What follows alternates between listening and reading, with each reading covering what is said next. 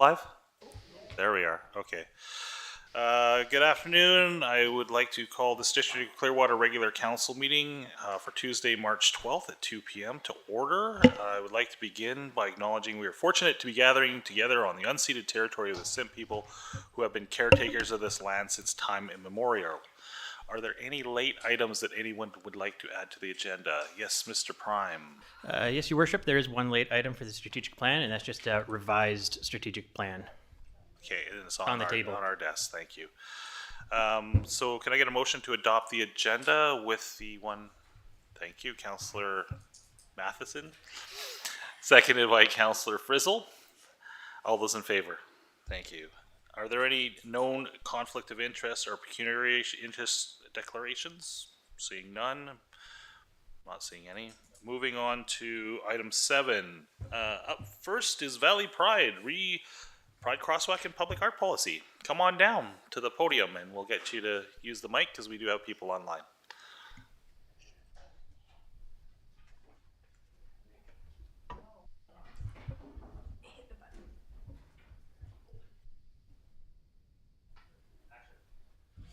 Hello, hello. Oh, you can hear me. All right, well, thank you, Mayor and Council, for taking the time to listen to us today. You guys all know who I am, but I'm Kaylin Jones, Executive Director of Valley Pride, and we've already sent in our little delegation for you. I'm only going to be presenting on pages 3 to 7. The rest of it's just information for you guys to look at whenever. So the purpose of this delegation is completion/adoption of the district's policy on murals and or artwork in public spaces, and permission/partnership to install and maintain a rainbow crosswalk in the community. Valley Pride Society has been approved for 2 grants from Wells Gray Community Forest to go towards our mission of creating and sharing visually inclusive art in our community. This art encourages the diversity we have in our community. We know that visual displays of inclusive art can make a big difference in making people feel welcome in our community. Wells Gray Community Forest has approved a grant for $1,000 to go towards visually inclusive art projects to be installed in a public space, as well as we've been approved for $1,000 to go towards a rainbow crosswalk. Both of these grants expire at the end of April 2024. So we have requested an extension on both grants, and hopefully that they'll be held until we can get the district's approval to go forward with these projects. And both projects may be tied to the adoption of the district's policy on art in public spaces. So we've got project breakdown for inclusive art in public spaces. We heard that the district's going to be upgrading the bus stops around town and opening up these spaces for local groups and organizations to share their artwork on. That would be a good start for Valley Pride to share inclusive art in a public space. The space would probably be of a manageable size to work with our budget of $1,000 and our time frame there. So for this project, we're kind of thinking to just install our logo, which includes a rainbow version of Raft Mountain, along with the society name, including Clearwater, BC. That would be our first pick, and there's an example on the cover page of this delegation for a rough idea of what that would be. And the timeline for that would be the end of June 2024. We're wondering what material the bus stops are being upgraded with. I think somebody's told me. I don't know if anybody knows, but we can go over that later if nobody knows. Okay. And then we have a project breakdown for the Rainbow Crosswalk project, which is either for a 7-color rainbow or an 11-color inclusivity rainbow crosswalk, depending on the budget. We've got a little blip here. Pride crosswalks and flags are symbolic representations of acceptance, unity, and the celebration of diversity, and a town's commitment to the safety of its residents. These visual displays not only foster a sense of belonging for the 2S LGBTQIA+ community, but also send a powerful message of inclusivity to residents and visitors alike. It is crucial to recognize that these symbols serve as beacons of hope and solidarity in our community. So when the project deadline would be the end of June 2024 as well, so we can hopefully use the grant money that we have been approved for from Community Forests, where the intersection of Dutch Lake Road by the police station just down here. We've included a little map. How we plan on using volunteers, if possible, to paint the crosswalk, as well as have support from district staff. We have reached out to Darren Coates at the high school. The local GSA is excited to help with the project as well.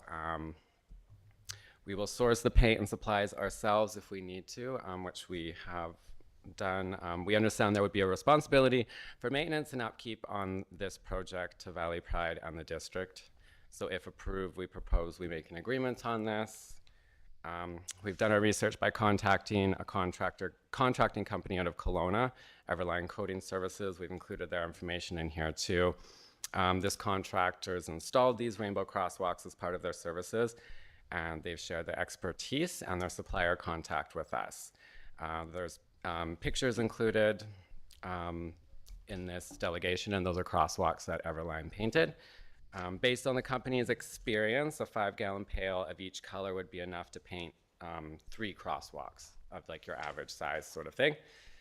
So our plan would be to purchase the paint in the 5-gallon pails, and we'd have enough for the initial painting as well as a couple of years, providing nothing happens in between where we have to touch it up kind of thing.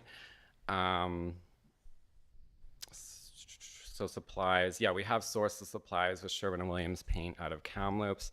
The price is really good. It's actually cheaper than the $200 for a 5-gallon pail, which we have here. We've got a quote, which we attached to this thing. It's around $165 a bucket. And other than that, we just need some rollers and paint supplies, or rollers and tape. And then the other thing is surveillance. Is when we were talking to Alcid a couple of weeks back, one of the district staff that I guess has worked in Victoria shared his experience, and having surveillance would be a good idea. It's a good deterrent for people vandalizing it, and if they do, then you'll have a camera. So let me just skip ahead here. So we have sourced out some cameras. There's a few options, and there's some links in here to it. I might not have updated all of that with the new camera, but we've found some cameras that work off of a SIM card through TELUS, and they can upload to a cloud, and they also run off of solar power, so if there's no power available on one of the poles down here. And then we've got the budget, roughly $2,200 for the paint, and then whatever supplies that we need. The camera quote, so far they look like they're around $300 for that version of a camera. And we have secured the funds, $3,000, $1,000 from Wells Gray Community Forest, and $2,000 from the TNRD. For district contribution, we would ask that the district contribute at least the amount already budgeted to install a white crosswalk, whether that be to use that budget to remove old paint, or help installing the camera, or laying out the lines for the crosswalk. Camera maintenance with council's permission to be decided with City Works staff based on collaborative research. If this was all approved, we would obviously have to sit down with City Works and see what option would be the best for a camera. And that's it.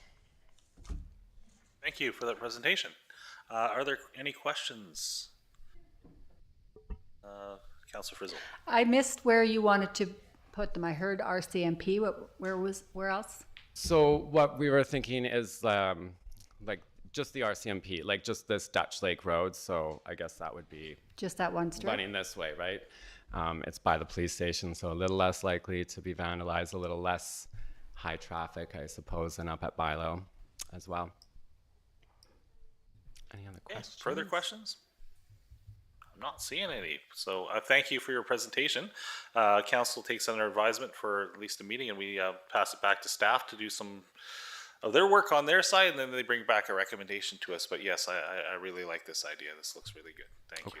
Thank you. And wise choice, I think, on the location as well. Thank you. Yeah, I think it goes good too with authority, right? It's right by the police station, by the district office, and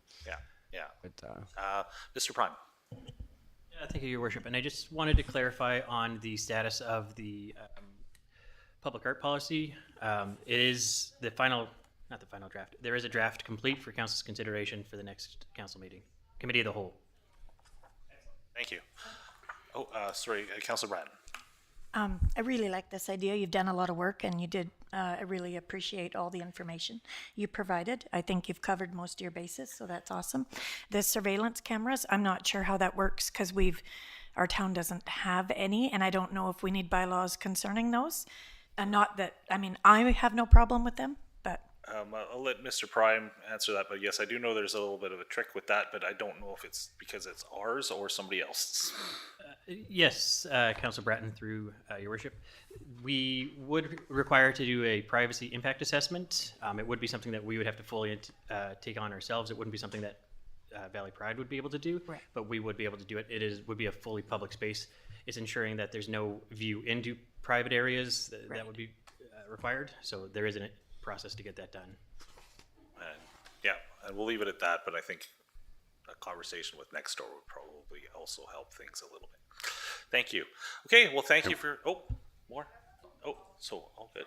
Okay, thank you for your presentation, and we'll probably have an answer for you in a week or two, okay? Perfect, thank you. Awesome, thank you. Moving on the agenda, we have up next, I believe, Clearwater Rotary wants to talk to us about a pollinator garden. Come on down.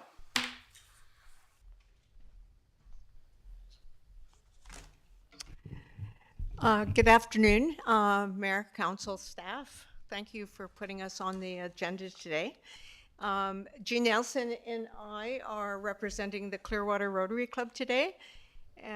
Our club is a member of a Rotary district that goes from Clearwater in the north to Washington State, so down through the Okanagan.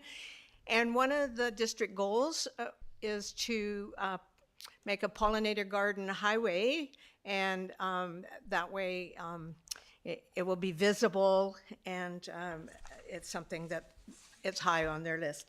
So our Rotary Club wants to participate in that, and Jean and I went for a bit of a drive around town to see where might be suitable places, and of course we both thought about the Dutch Lake Park.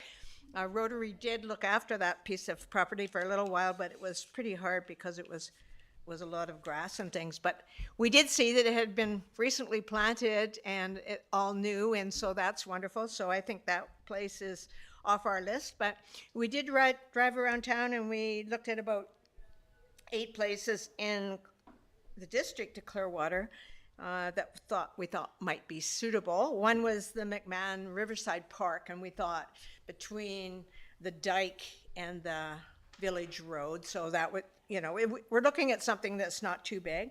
We also looked at a place at the cemetery, Chad Park. We could put something in the corner. A small park was quite a nice spot. We thought we might be able to work there. The boulevard on the old town site along there somewhere. We don't want to have it so it's in the way of the people that are doing the landscaping, like all the mowing and stuff. And we looked at Windhaven Park, and it was covered with snow, and we couldn't even find where the access was. So it's like, okay, I think we'll take that off. So anyway, there was a couple other spots that's not city property. That's the info center, Evergreen Areas, hospital. So anyway, we just thought we would bring that to you and see if that's something that we could work with the city with, if there was something suitable, and we would be willing to go and have a look with some of the staff that is in charge of the grounds, and then come back with some kind of a different plan. Jean is our expert gardener, and she'd just like to say things about pollinator gardens, if that's okay. Thank you. Good afternoon. I would just say briefly that we would like to make this in a shape that would look pleasant with the area in which we decide to place it. And it wouldn't be probably more than 25 feet in diameter, or not necessarily round, but whatever worked. I would like it to be attractive.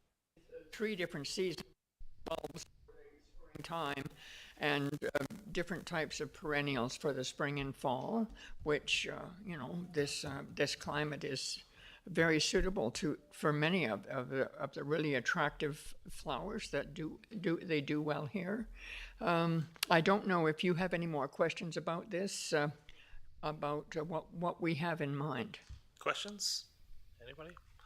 Councilor Bratton and then Councilor Herring. Is your goal to have it as an eyepiece as you first come into Clearwater, or just to enjoy at a park, or? Some of the places are not necessarily visible from the highway. Yeah.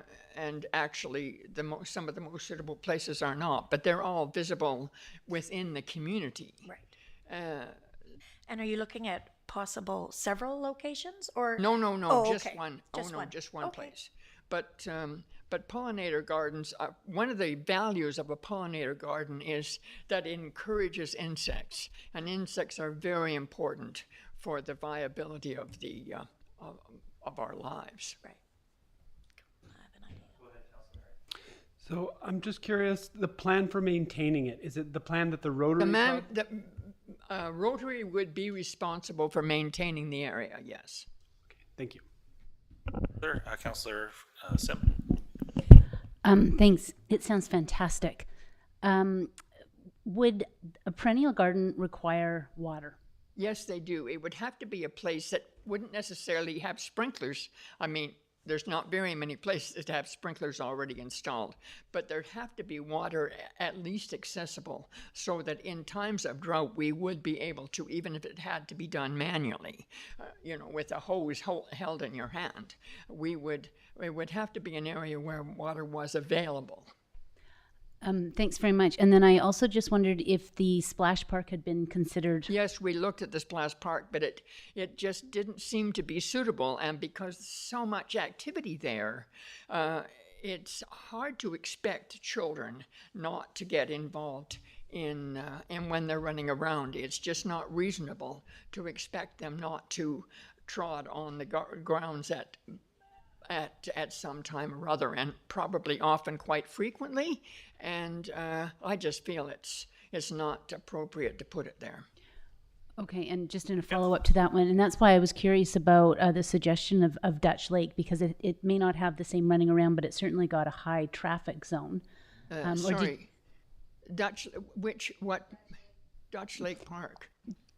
Which I think Council had put forward Dutch Lake. Well, the area right beside the swimming area, you mean? Is that what you're talking about? Well, I'm going to talk about whatever you want to talk about. All right. One of the really suitable places is down by the river in what is called McMahon Park. There's an area there that would be really nice. Yeah. And, we could put an ice bed there, and it's not visible from the way I realize, but it still would be a great benefit to the community. Thank you. Thank you. Anybody else?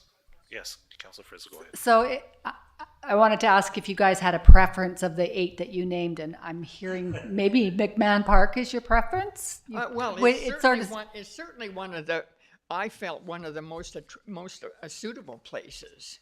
I certainly liked, there's a very nice spot in the Clearwater Cemetery. If you drive around that U-shaped driveway, the spot where the U is formed around the driveway, that's another very suitable spot, I thought. Mr. Mayor, did you have a comment on that? Yes, we currently do have pollinators planted at the beach, at the piece beside the parking lot there. Yeah. We also plant pollinators at the small park. If we're looking for an area that's visible from the highway, the Young Road grass area has a large flower circle, which is irrigated. It would be ideal. So I'm not sure that I visualized. Across the road from the hotel. Across the road from? That's what I was The thinking. hotel, the Wellspring From the Hotel. hotel. Oh, That- yes. That large grass area, Yes, I know that. there's that a area, large, But you're already looking after that, are you not? but we have to plant new flowers there this year. Yes. yeah. So You say you are planning to. No plans made yet. If you No wanted to plans plant, yet. I see. Yeah. Well, it pollinators certainly is there. I just thought that was something that the city always looked after. we do. Our parks contractor does. But if you wanted to put pollinators in there, you certainly could. We've been looking for a number of years as council for some sort of attraction at At that particular that spot? thing. So to put something there that's eye catching. I see. So All I right, would add well, that to your considerations. Yeah, But yeah. certainly. We would give it serious But consideration. yeah, McMahon Park would be also nice because you're from up on top of the bench Yeah. where you're walking by the hospital trail. You could see that as well. So there's a lot of. I mean, we have a lot. There are we a have number. 19 parks plus other public spaces that would be suitable for it. So yeah, we'll let you talk to staff a little bit and we'll figure that out. Thank you So very much. so have a chat with Roger and we'll go from Yeah. there. Thank you. Thank you Thank you. very much. Thank you for your presentation. You're welcome. That was really good, and we love the idea on this. But we'll let you have a conversation with Roger, and then we'll get back to you as a council on that. I could donate some property at my house. Just Oh, go ahead. Thank you so much, and Yeah. we will be in touch then with staff, and we can then go and maybe have a look at a few spots together. Yeah. And see what would be suitable. Yeah. Thank you. Councillor Sim. do we need to make a motion to the effect and then have this brought back? If that area is chosen, it would seem that it would be timely. So do we need to maybe direct staff I to don't meet think with? there's any money involved in this, but It might be. correct me if I'm wrong. Do we need a motion, Mr. Prime? Thank you, Your Worship. We'll take both of these delegations sort of as follow-up action and return them to council as is with the input that we've received from council. Thank you. Thank you. Yes. I should have mentioned that there would be probably several $100s in expenses. Yeah. Okay. Yes. And we could also come back once we Yeah. kind of plan where it might be with a budget or something, but, we're willing to. Yeah. Until you know where you're going to go, you can't really. Actually, there is one Yeah. more. Okay. Council. Grants are coming up, so maybe we can get something, and I know the city has a backhoe that can. So- Just one follow up, and maybe you said this. When are you thinking about implementing this project? Like, is it for this year, next year? Spring. You would like it for this spring? Okay. Yeah. Okay, thank you. Thank you for your time. You're welcome. Thank you.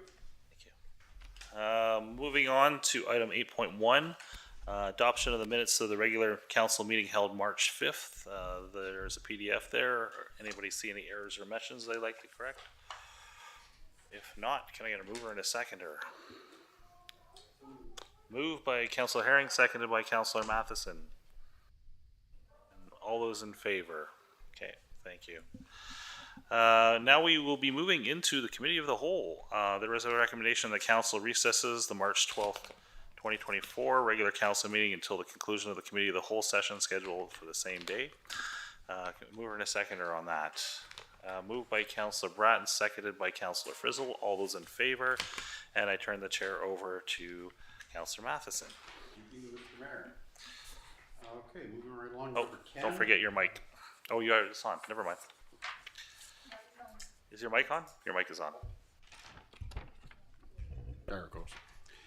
Thank you. So item number 10.1, adopt committee that the whole recommendations in March 5th meeting. Council confirms the District of Clearwater has held sufficient public consultation. Recommendation. Chair? Chair Matheson, we're on to the Committee of the Whole agenda. Oh, sorry. It's the smaller Got that. agenda. Messed that one up.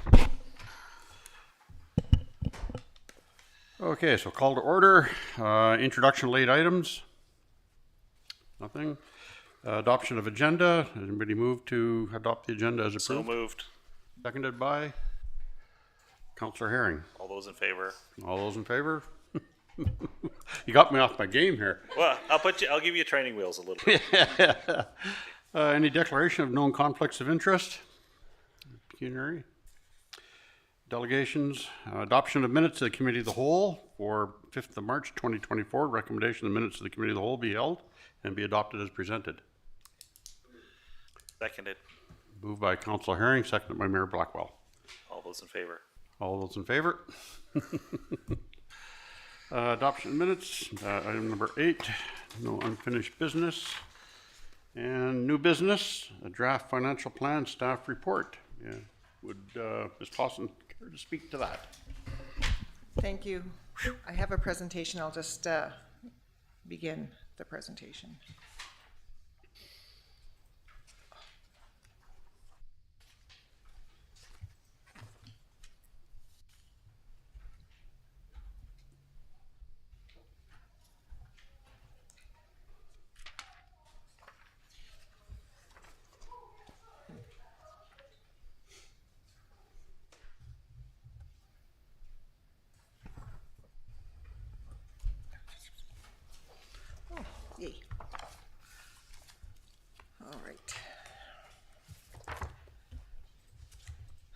Good afternoon, Chair and Council. Today we have a presentation for the draft financial plan.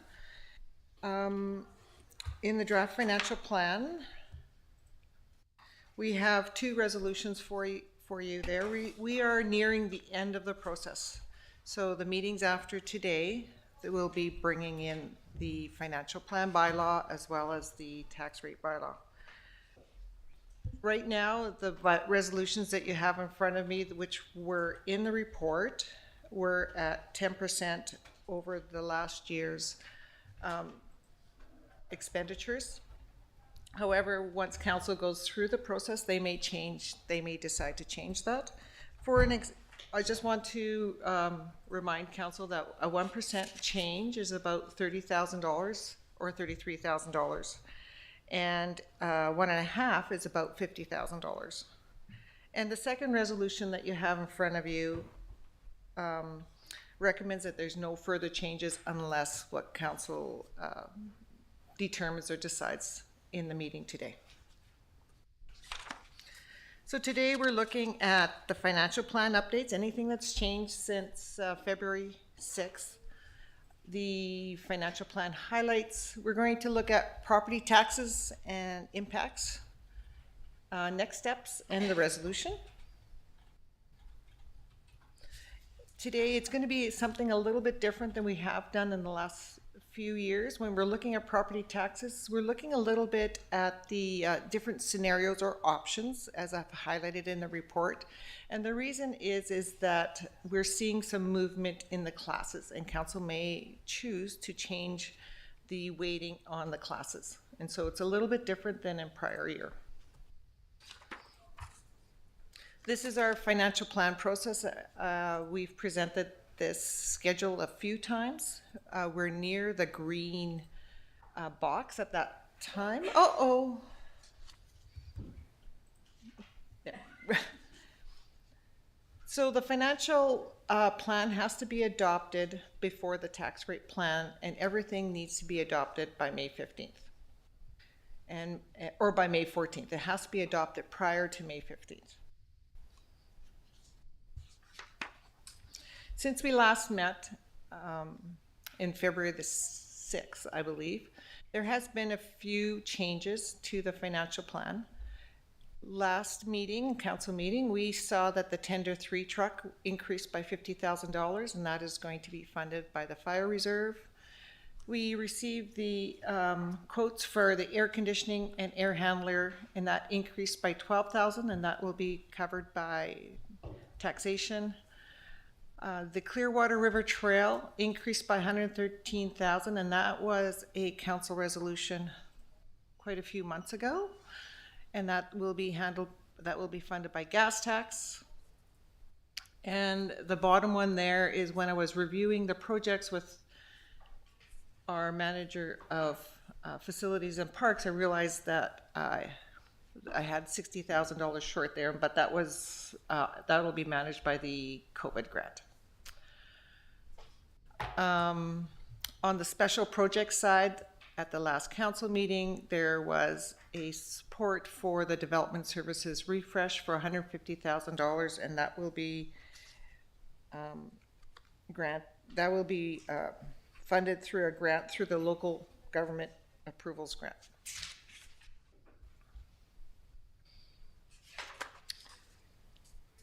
Also, on the operations side, there was an increase in extraordinary grants by $429,000. That includes a few council meetings ago, we talked about the Raft River Elementary Outdoor School, like a few months ago, for $89,000. Health Authority Laboratory Program and Hospital Auxiliary, the X-ray machine, all of those totaled about $429,000. And finally, there was some additional training requirements for leadership training, and that's about $14,000. So those are the changes in the financial plan since we last met. And the next section of my presentation is just an overview of where we are today. Capital projects are totaling $6.2 million. Special projects are totaling 1.7. I believe we're at 46 projects in total. Grant funding for capital projects is at 69%. Net impact of reserves and surplus is a decrease, so we're eroding our reserves by $2.4 million. Debt payment is low at $65,000 because we don't have a lot of debt. And net market change in utility contributes significantly to our tax burden. So that is the reason we're going to look at weighting, and if council would like to change that.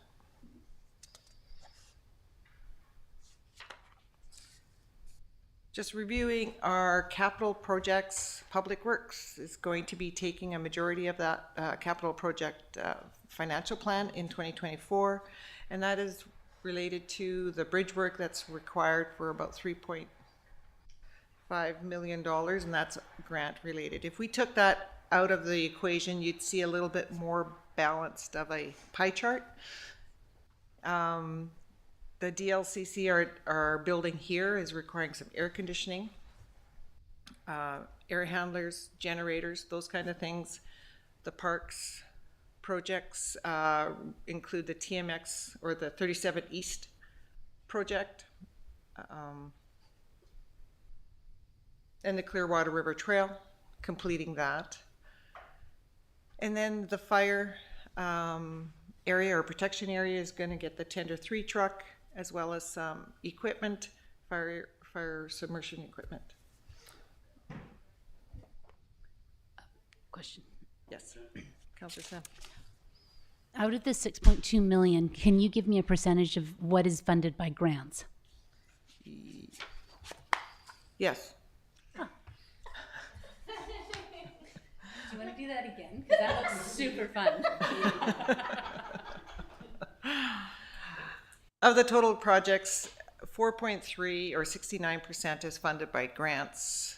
A small percentage of 1% or 57,000 is funded through taxation, and reserves is funding 1.8.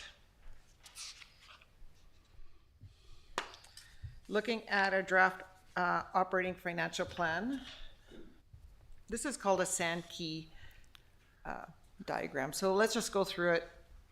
It's everything on the left is financial income. Everything on the right is what we're spending the money on. And this will include your $1.7 million in special projects and your extraordinary grants that we have. So currently the taxation is at $3.5 million. Sales of services is $1.5 million. And that will include all our recreation services, our septic receiving and those kind of things. We're going to receive 1.7 in grants, 1.372 in reserves and surpluses, and others is interest and penalties. So those are all our income coming in, and because we are required to have a balanced budget, all our income coming out is on the right hand side, and then you have your general services, protected services, transportation, that's your roads and transit, community development, so that's your community economic development and planning, your recreation, and that would be the NTSP and any recreation programs, your water and sewer, about $800,000 in savings and $57,000 in going towards our capital programming. So we taxed $57,000 more for our capital program, and it's going into our capital program.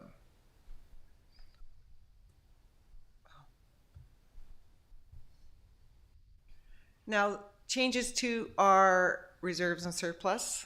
This is called a waterfall chart, and normally you would see some blue, which means that you're putting money into the reserves, and the orange is taking the money out of reserves. And today we're seeing a lot of orange rather than blue. Last year we saw some blue because we got a $1.5 million grant right at the end of our budget taxation program.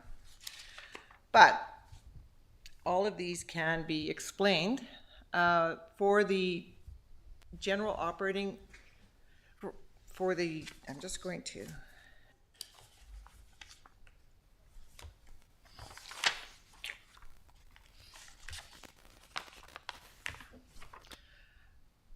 So for the Wells Gray Community Forest Reserve, we have some funds going into that reserve, and which would be interest, and we have some funds coming out, those changes that we made a while back. In the capital, or in the gas tax reserve, we're basically using as, So I think that, I don't know if we can make it a little bit larger, but it is difficult to see. okay.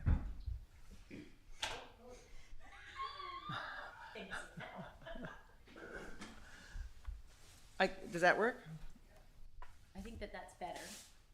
Yes. Lynn?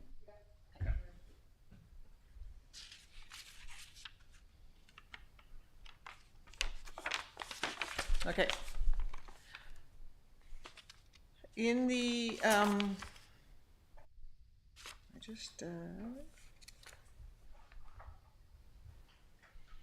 we talked, see, you can't see the bottom then.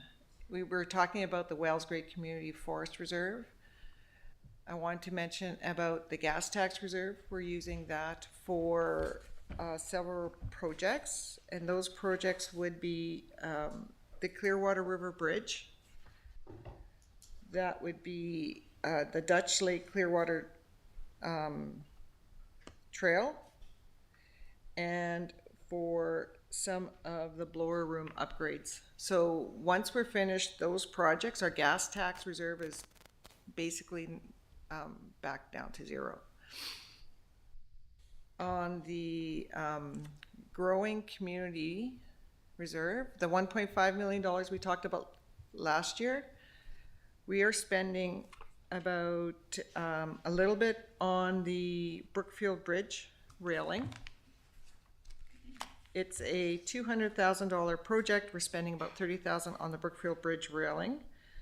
The generator, backup generator for the DLCC EOC, and a little bit on the water generator for the EOC, emergency generator for the EOC. We have allocated $50,000 to the DOC engineering infrastructure just to get the projects ready for grants. And $20,000 to the fire department master plan. And $10,000 left on the siphon engineering. So that's the sewer, or the growing communities. And general surplus, that is for this, the sewer dredging project, the large sewer dredging project. And the $409,000, oh, that's what that is. That is the COVID reserve. So that is the air handlers and the air conditioners for about $360,000.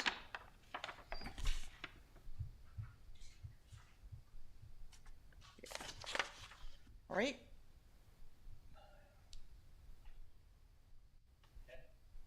Okay. Councillor Harry? I just had a question. In your professional opinion, are our reserve balances in all of these accounts still going to be adequate after this drawdown? Good question. We're still working out the details for 2023 to finalize them, but I am getting concerned about our surplus getting to the point where it's hitting into our emergency reserves. So I'm watching that. However, this is not sustainable year after year. We don't make enough money to put $2.5 million into reserves. So I feel we need to be careful. We're getting to that point to be careful. Councillor Sim? So in the growing communities funds, does that mean that there's approximately $700,000 left? Yes. Okay, so Yeah. we've got that. But to Councillor Herring's point, it does seem that a lot of these projects, it's kind of like a house. Like at some point in time, you do have to replace the roof, and then you've Yes. got to start again. So it's not that it's irresponsible, but it's knowing that the rainy day projects, it's raining, and we have to start again. Is that where we're at? I believe where we need to be is, or close towards, we need to have a longer range plan. We need to save for that longer range plan and realize if there is a gap between the funds that we have available and for the projects that need to be done, we either need to look for a grant or we may need to consider debt Okay. for these projects that are urgent. Councilor Herring? Yeah, and just to respond to that, I think you're absolutely right. You know, if you think of it in house repair terms, it's like we're drawing down on the savings right now. And I guess the question I have is, are we spending this money on a foundation repair or painting the trim, right? Like it's one of those things where I'm like, are we picking low-hanging fruit because it's what we can afford right now, and thus putting our reserves low for a potentially catastrophic failure on one of these systems that we may have to offset later? And yes, debt is an option, but I mean, 2.5 million, that's a significant tax increase for getting 30K a percentage. And we don't usually get grants that we can just dump into reserve, right? Reserves are built through taxation typically. Yeah. So I mean, if we're looking at repaying $2.6 million in reserves, how long would that normally take us to take from taxation? Oh, well, $33,000 is each point, right? So it depends. So with our average, I'd say we raise between 4% and 6% typically. You know, if we're looking at that, are we looking at like a 20-year payback on this year's reserve expenditure? Perhaps. Yeah. But keep in mind, a large portion of what we have here is the general surplus was the dredging project. That was a project that was, you know, it's some of the maintenance that maybe we should have put in savings and maybe we did, I'm not sure. So it's a big portion of it.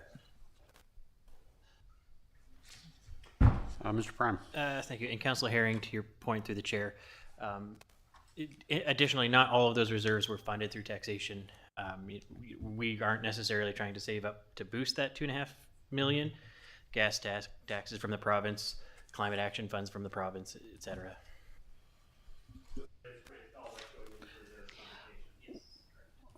Well, Last just the year we growing got- communities at 1.1 is a great example. Yeah, that was 1.5. For sure, that if we get grants and we don't have a project for them, we'll put them into a reserve if it requires that, or we'll put it into deferred revenue until we find a project that matches the grant.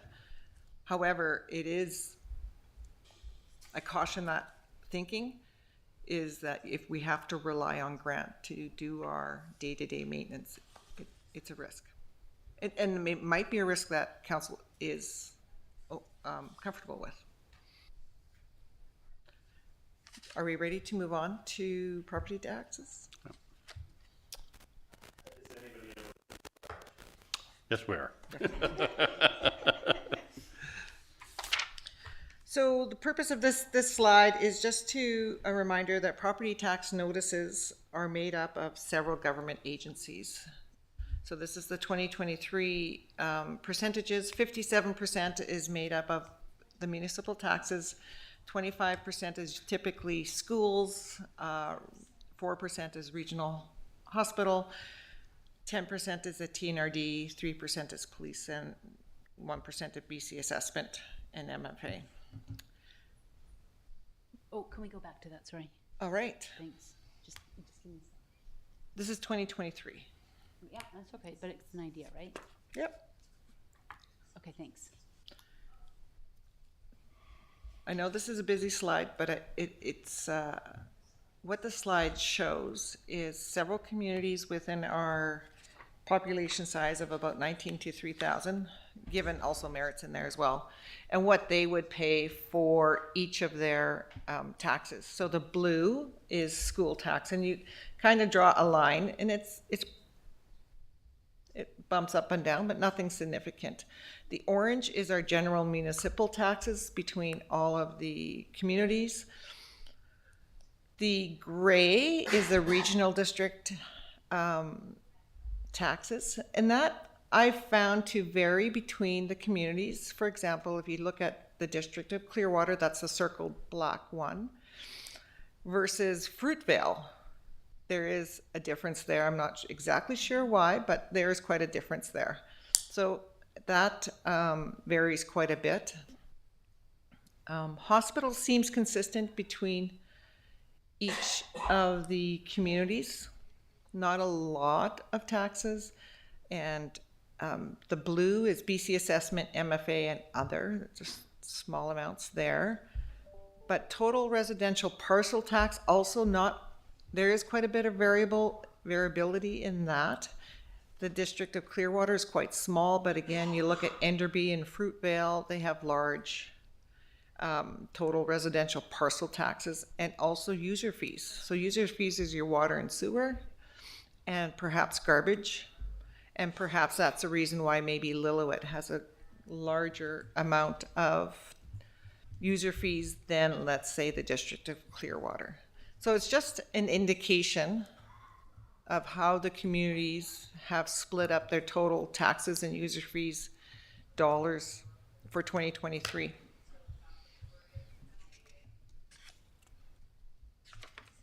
We're like really close to average there, Uh-huh. if you put it right next to each other. Councillor Bratton. Our user fees for our utilities, is that included in this? Yes, that would be included in the dark blue. And the upgrade amount? The increase in fees, there we go. Yes, the increase in fees is not included in there because it's 2023 increases, not 2024. Gotcha. These are documents from 2023. Okay. So we've seen this slide before. What I've added to this slide, let's just go through it first of all. The blue, again, it's 2023. The blue, or the bars, are the residential assessments. So the District of Clearwater residential assessment is $450,000. And the average in the green is about $415,000. So we're just slightly above the average in residential assessments for this group of communities. And the trend line that you see, the orange trend line, what that represents is the municipal taxes paid by these communities. And the District of Clearwater paid about $1,333 as an average, as for the District of Clearwater, where the average was about $1,292. What I did add to this slide, I added the average BC home because I had the information, I had to just ask. So the average BC home is $952,000. The average general municipal taxes is over $2,000. Parcel taxes is $190, and user fees is $920. So that's just plain averages, no weighting, just plain averages, including the Vancouvers and the Whistlers, and yep. But their tax burden is about $2,000.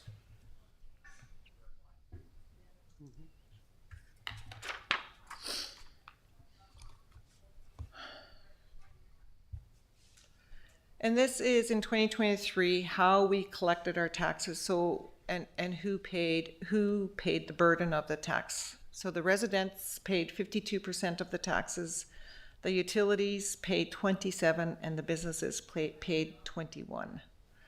So that's in 2023.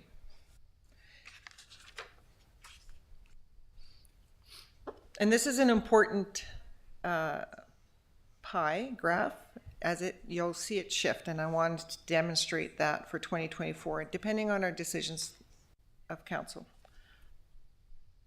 This is a busy slide. However, just some preliminary comments. There was a decrease in property assessments However, it doesn't necessarily mean it's a direct increase in municipal taxes.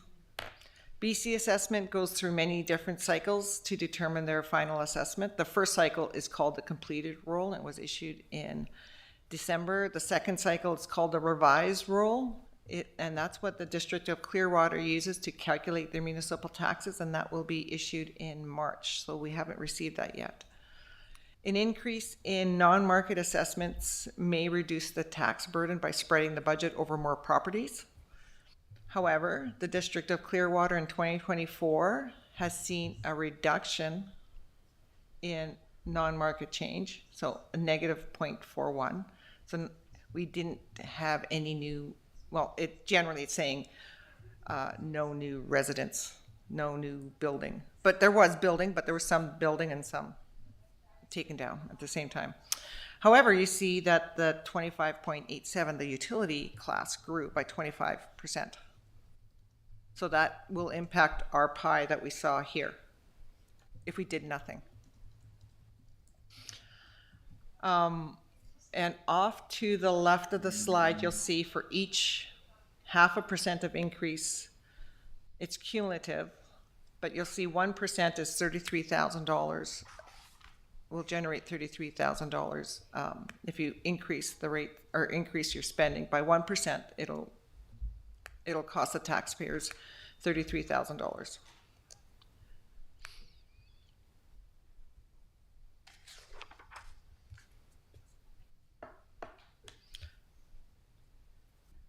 So this slide compares the 2023 municipal total dollars to 2024 total dollars in our assessments. And you can see that the percentage change in residential is a -10.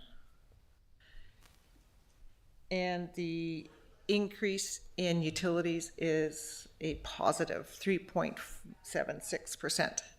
Now, just as inside the residential class are many other classes of residents. They can be vacant land, and it can be strata.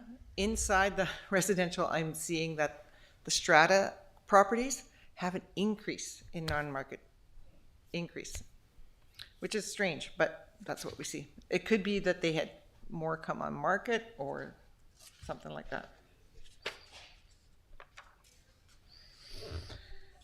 So this brings it all together. There's total Clearwater assessments have decreased by 6%.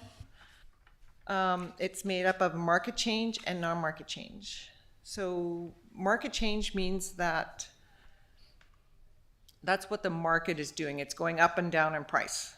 Non-market change is going up and down in units. So it's price in units when we're talking about those two. The residential decreased by 10, the class 6 increased by 9, and utilities increased by 34%.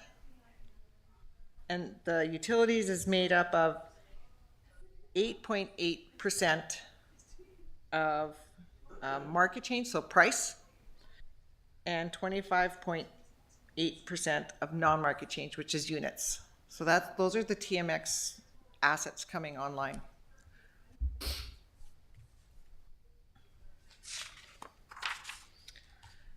So the purpose of these last few slides is just to provide council with the current property tax factors that the district is looking at and trying to look at the trends and the assessments and the impacts and the required tax burdens to balance the budget. So we're looking at all these things and wondering, how do we set the tax rates? So what staff has done is looked at 4 different options. They're not the only options, but staff has looked at 4 different options for council to consider and debate and review. So I'll go through this slide. I know there's a lot of information, but there's certain things that I would like for council to consider. First of all, on the green side, that's their 2023, and that remains static through the next 4 slides. When I talk about weighting or ratios, the residential class was always 1, and everything else is related to that. So, for example, if you're looking in the green section under the ratios column, the business section is 3.9. So they pay 3.9 more times the residential side per thousand. So that's how that works. And then you look in the, You may have to show that to me again. okay. So when you're looking here, I don't know if you, yeah. Okay. Okay. So how the ratios work, they always relate to the residential. The residential is always one. So business is 3.9 times residential, right? So, and utilities is 13.57 times residential. That's how that works. We said that this is how I draw my pie right here. 51 is residential, 27 is utilities, and 22 is business or another. So that's static, and that was 2023, and that's what we're comparing to. So I've got option one. In option one means that the only thing that I did in our calculation is I left all these weights the same except for utilities. I assumed that we wanted to maximize the utility mill rate at the greater of $40 or per thousand, or 2.5 times the class 6 property. That maximizes the utility rates, and the rest of the community pays, the business class pays, it just falls out where it is. So we still raised $3.3 million, but you do see that the residential burden actually decreases by about 5%, and the business burden increases. Remember, we said the business market change was different. It increased instead of decreased. So that's what's happening there. And your utilities are paying a significant amount of more tax. So they're just using, the pie has changed. So if we did nothing and just let it run through our models, except change the utilities, maximize utilities, this is what it would look like. Does that make sense? Okay. So moving on to the second option, we had the same assumption about utilities and maximizing utilities. However, I was thinking, okay, so perhaps there might be a change in business. I moved it down from a 3.9 to a 3.2 to see how the numbers work. And you'll see that now we're sharing that burden a little bit more evenly. You'll see that the residential is paying $17,000 more than they did in 2023, and you're seeing that the business class is paying about $12,000 more, and utility still pays the bulk of the increase in spending.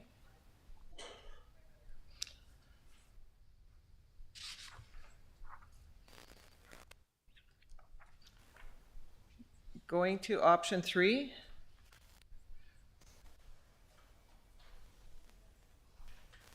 So in option 3, this is a little bit more unique, is that we still maximize the utility rates. However, I adjusted the ratio for business down to 3.1. The business burden increases only to about a 2% increase.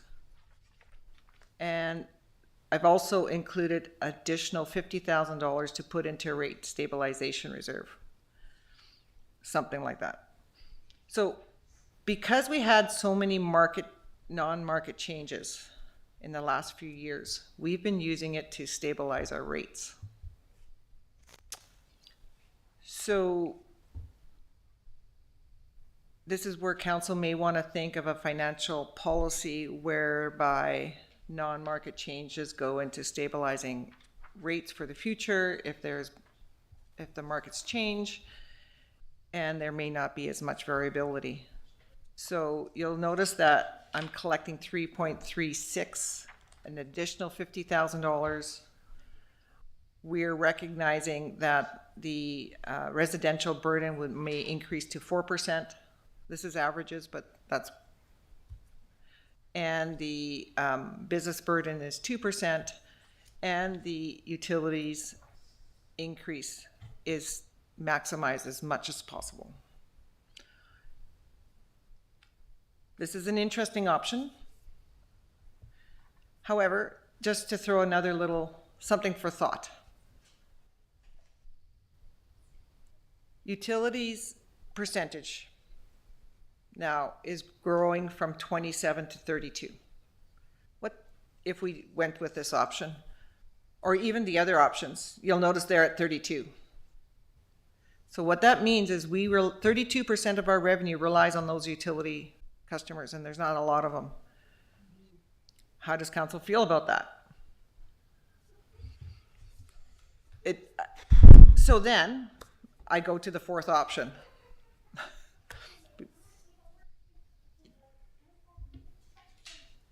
So the fourth option says, I'm not that comfortable with 32.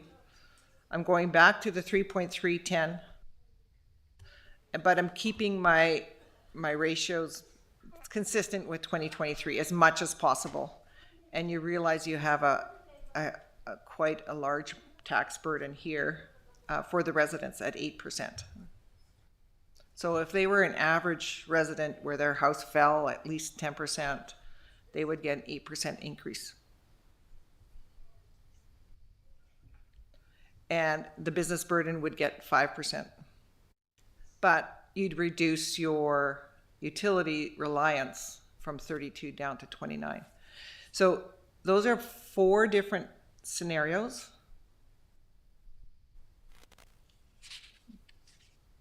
And council, I'm wondering if council wants to make changes to these ratios, these weightings.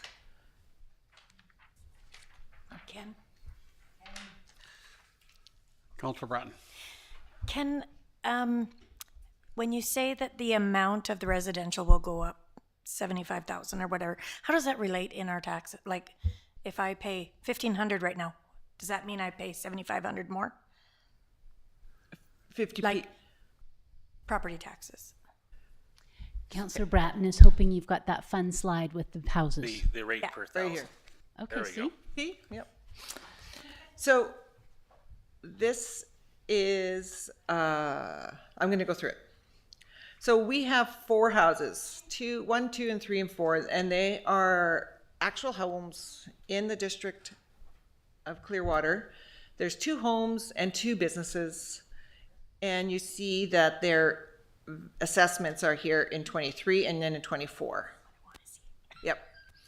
And then I have a straight average for class 1, which means I take all of the homes and just divide it by the number of homes, and a straight average for class 6. So you'll notice that the number 1 home, the real home, the number 1 home, they will actually see, because they went down 20% instead of 10. So last year they paid $1,993. If we chose option 1, they would pay $1,683, so quite a bit less. And so on until you get to like option 4, where we're sharing that burden equally kind of between all because their home assessment fell 20%. So that's twice what the average home fell. So take our class 2, our number 2 home. It was an $866,000 home, and it fell only to $855,000 in their assessment. So a 1% change. So they will see quite a significant change for each of the options. So they paid $2,563 last year. And if you chose option 3, they would pay $2,924. And this is the variability when we look at residents. Everyone perhaps could have a different experience. However, when we look at the averages, the average homeowner paid $1,333 for municipal tax last year. If we just chose option 1, they would only pay $1,267. So they'll go down because the utility class paid a larger share of the taxes. But just look at the average business, the blue line. It's 5,481 from 4,800. So it actually goes quite a bit higher because this one here. So if you're looking at the averages, looking at this one, the average class 6 paid $4,800. If we chose option 1, they would pay $5,481. And the reason being is they had a positive non-market change. So they didn't fall the negative 10%. They had a plus 10. So again, it's going to be difficult to make these choices. So following option 2 was reducing the business from 3.9 to 3.2. And you can see right away that the average of 1,347 for option 2 is just slightly higher than the 1,333 that they paid in 2023. However, the business class average, they actually fell in option 2 from 4,800 down to 4,781.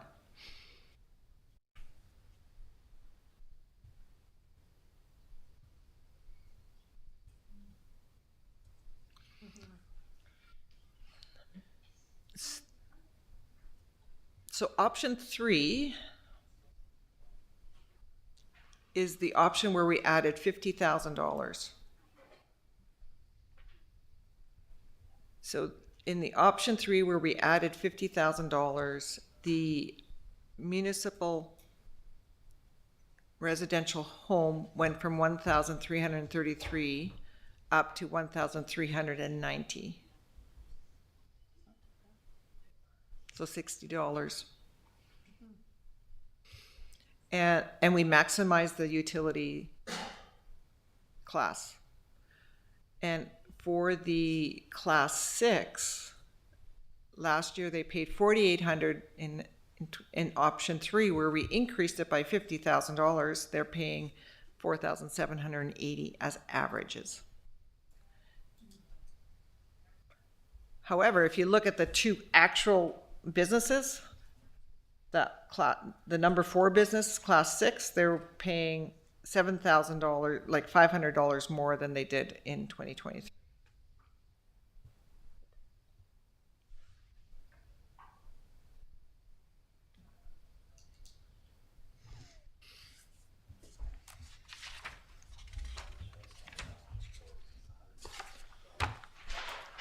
So option 4 is where we reduce the utility and we say, okay, we're concerned about having utility class pay that large portion of 32%. We're going to drop it down. I think that's 27. So we're sharing that burden all along. And the average household will pay $1,437 versus about $100 more in municipal tax. And the business average would be $139 more. This is the visual, but I don't have the averages in there, but this is the visuals for the homes.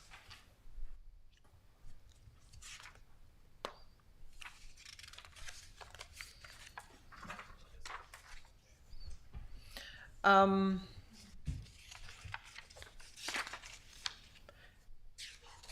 nearing the end of my presentation.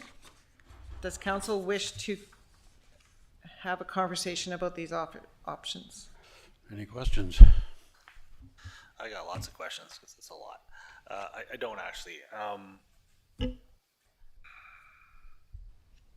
No, somebody else can go first. Councilor Harry? I really like option 3 personally. I like the rate stabilization reserve idea in particular. I think we should still maximize utility, because if we can get more money out of utilities, sweet, that sounds great. But I don't think we're going to discourage utility growth necessarily, because utilities are making a lot more money than we ever have to worry about. So I don't think we're going to see a consequence of keeping that high. I do think that if we can offset some of those business costs, keeping that low like in option 3, I think that's a great idea. If anything, I would like to see the residential burden increase slightly. And just with the thought of all those drawdowns we're doing on reserve, I think there needs to be some acknowledgement that we're robbing the future to make this year easier.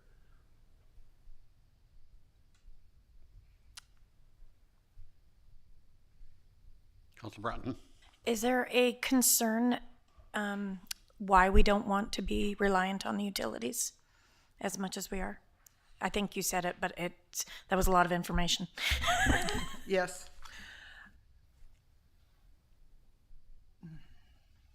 I don't know if there's a concern, because I don't know if utilities have approached us, or are they concerned?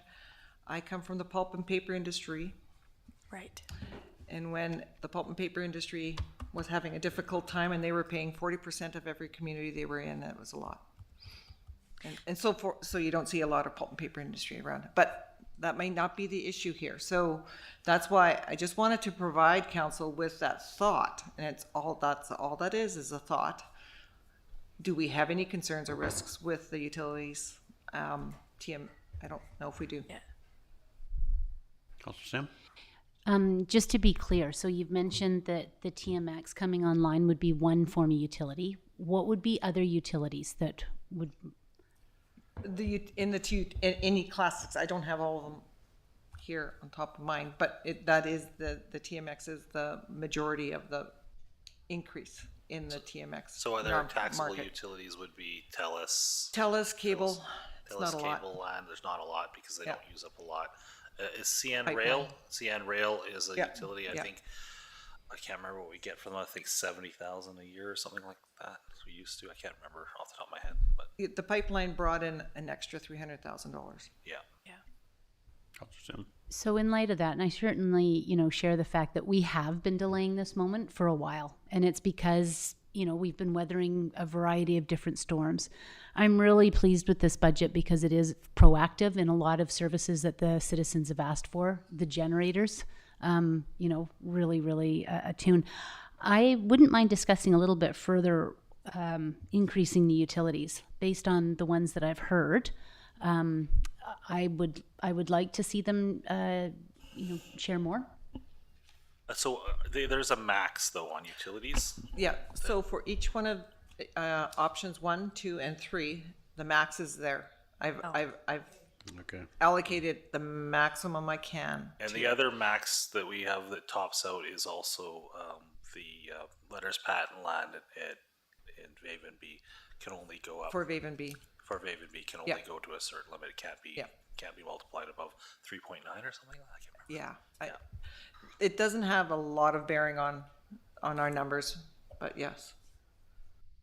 Not an active mill there anymore, and we've lost that taxation. Anyway, Right. sorry. So the only other one, if we did look at the mill rate, is if we were to attract a new utility by way of internet, they might be looking at this type of a story. Perhaps. But That said, I don't think we could probably look up the numbers from Ascon at some point, but they don't actually have a lot of asset in town in value compared to the pipeline. It's not millions, it's a few 100,000. Yeah. Yeah. So, all right, so I'm going to go back to, for me, I lean towards option number 2. Just want to make sure that's the case. So option number 2 maximizes utility rates. I've adjusted the business ratio down to 3.2 from 3.9. The residential burden increase is minimal at 1%, and the business burden increase is minimal at 2%. There's no additional $50,000 to put into any stabilization reserve. Let's just look at that. Option, should I go through them? Yep. Option 3, I've put $50,000 into a rate stabilization reserve, just introducing it to council. We would have to put through a bylaw for a rate stabilization reserve if council so chooses. The residential burden increases to about 4%, and 4% is about the same as a CPI of 3.9, so that's why I chose that. And the business burden is an increase of 2%. Councillor Bratton. Rate stabilization means, Rate stabilization is a reserve that we can draw on if we have taxation burdens in the future that vary. Maybe we need additional dollars for a project and we didn't have it, and so it allows us to keep our percentages consistent. No surprises, like that's one of our policies, or we would like our rates to be consistent, a 3% increase every year or things like that. And things come up that we may not have the funds for, we may be able to dip into the rate stabilization to help. and is 50K enough? Like It's a start. It's a Is start. that- We would yeah. continue to input funds into it. We could. Okay. We could. So how some communities may have in their financial guidelines, they may have some wording around for every non-market change, the taxation that is generated from that goes into a reserve. It could also go into a development reserve, because when you're adding houses to your community, it brings in additional dollars and also additional infrastructure needs. So that's another thought. It could go into development of some sort. It's just a thought. Any further questions?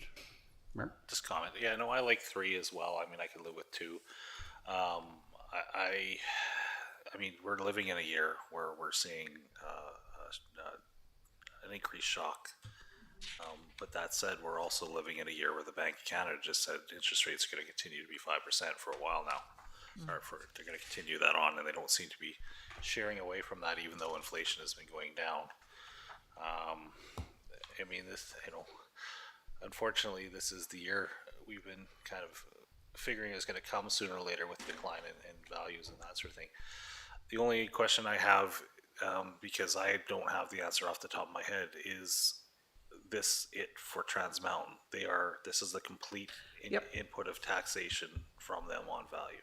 Yep. Okay. So I believe, unless there's another project that we're not aware of, but from 2024 on, every percent, $30,000 that we spend additional will cost the taxpayers direct. Okay. I believe, unless there's something else that I'm not sure of. But it's a little bit qualified, but we had some years there where we were able to do some projects, put some money aside into reserve, which is good, because that's what we should have been doing.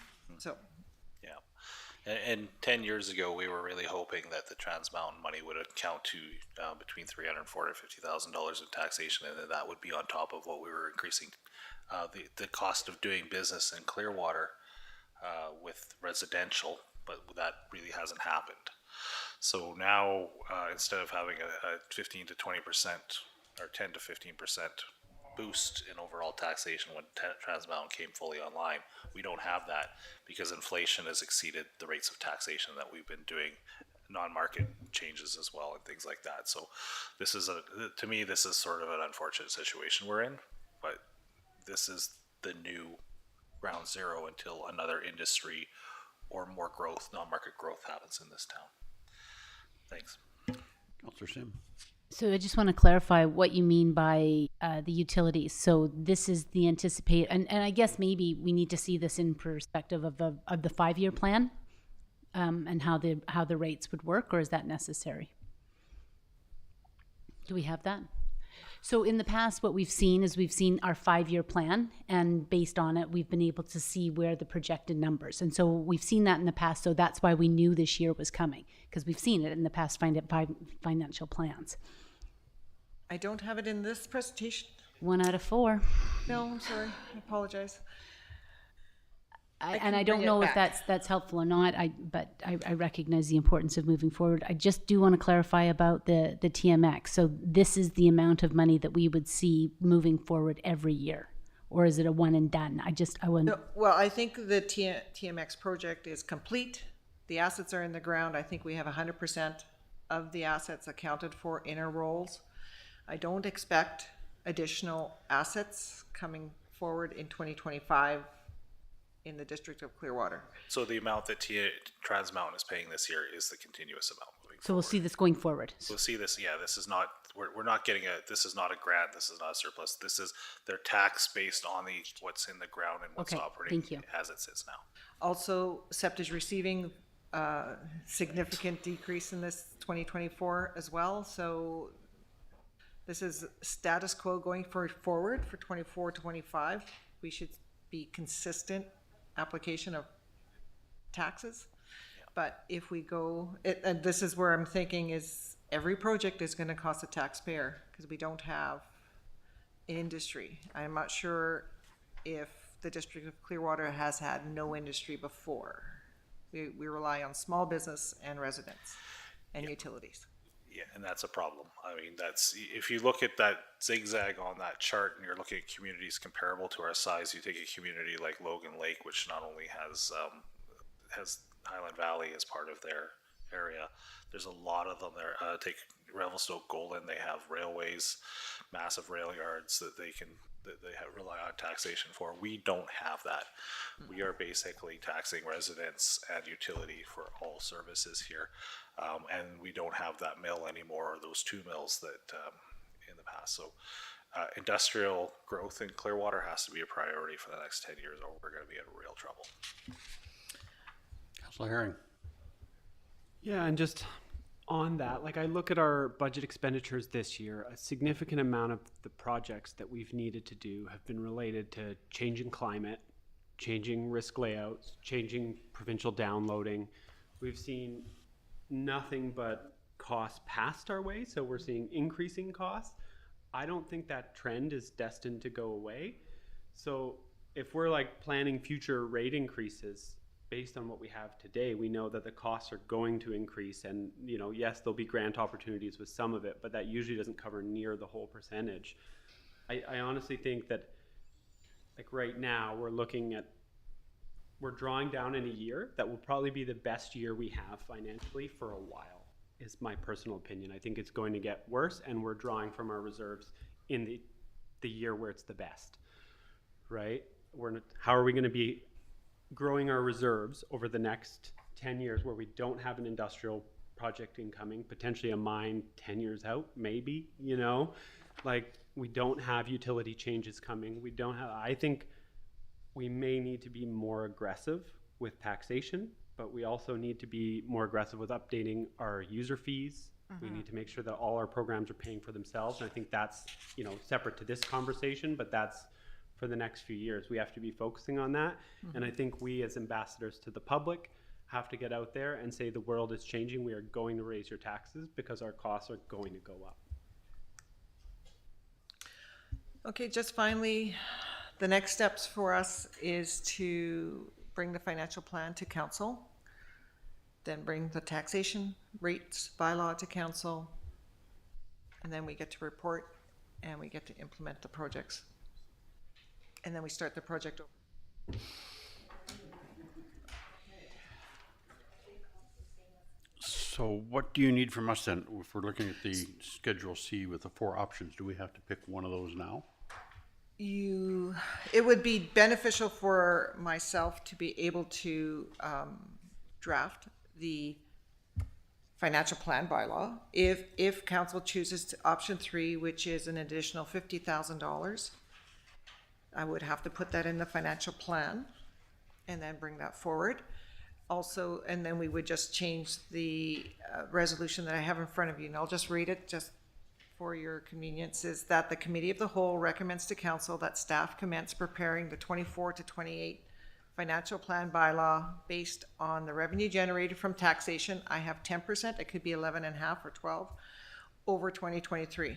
And that the capital and special operating projects that be included as amended by council, and that the committee of the whole recommend to council that no further changes to the 2024 to 2028 financial plan bylaw except those identified in council meetings today. I should say today, but yeah. Councilor Sim. So I just want to go back to the option number 3 with the $50,000. Now, you're explaining it to me that it can go into a reserve in the event that we need to do rate stabilization. But is there also an option, because we have heard from our citizens that they do value infrastructure as one of our most important things to consider. So rather than a rate stabilization, can that go and be our start for our infrastructure reserves? You sure? Yes, it can go into the road reserve if that's what you require. Yeah, if we don't use it, absolutely. Well, I think one of the reasons why option number 3 was palatable because it was for that $50,000. Yeah, no, if next year comes up and we're stable without needing to use this 2% for stabilizing, we could definitely put it into a reserve. Yeah.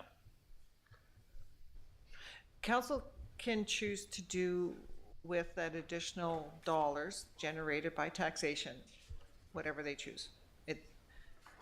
I will follow council's advice. Councilor Herring. So what if we raised it to 11% higher than 2023 with 50,000 in a rate stabilization reserve, 50,000 or 30,000, I think it will work out to, Yeah, right? With the 30,000, one, yeah. 30,000 going to an infrastructure reserve with the expectation that a rate stabilization reserve maybe could accumulate for say up to 3 years, and then it would, further amounts would like kick down to infrastructure after that. So you have sort of a max on your reserve of 150,000 carrying capacity in your rate stabilization, and then anything above that would be kicked to infrastructure. Does that make sense? It does. And if I remember from our 5-year plans, this was one of our peak years for where taxes were going to go. And we all kind of dreaded that. And then it dipped down for the next couple, and then we were going to see a spike again.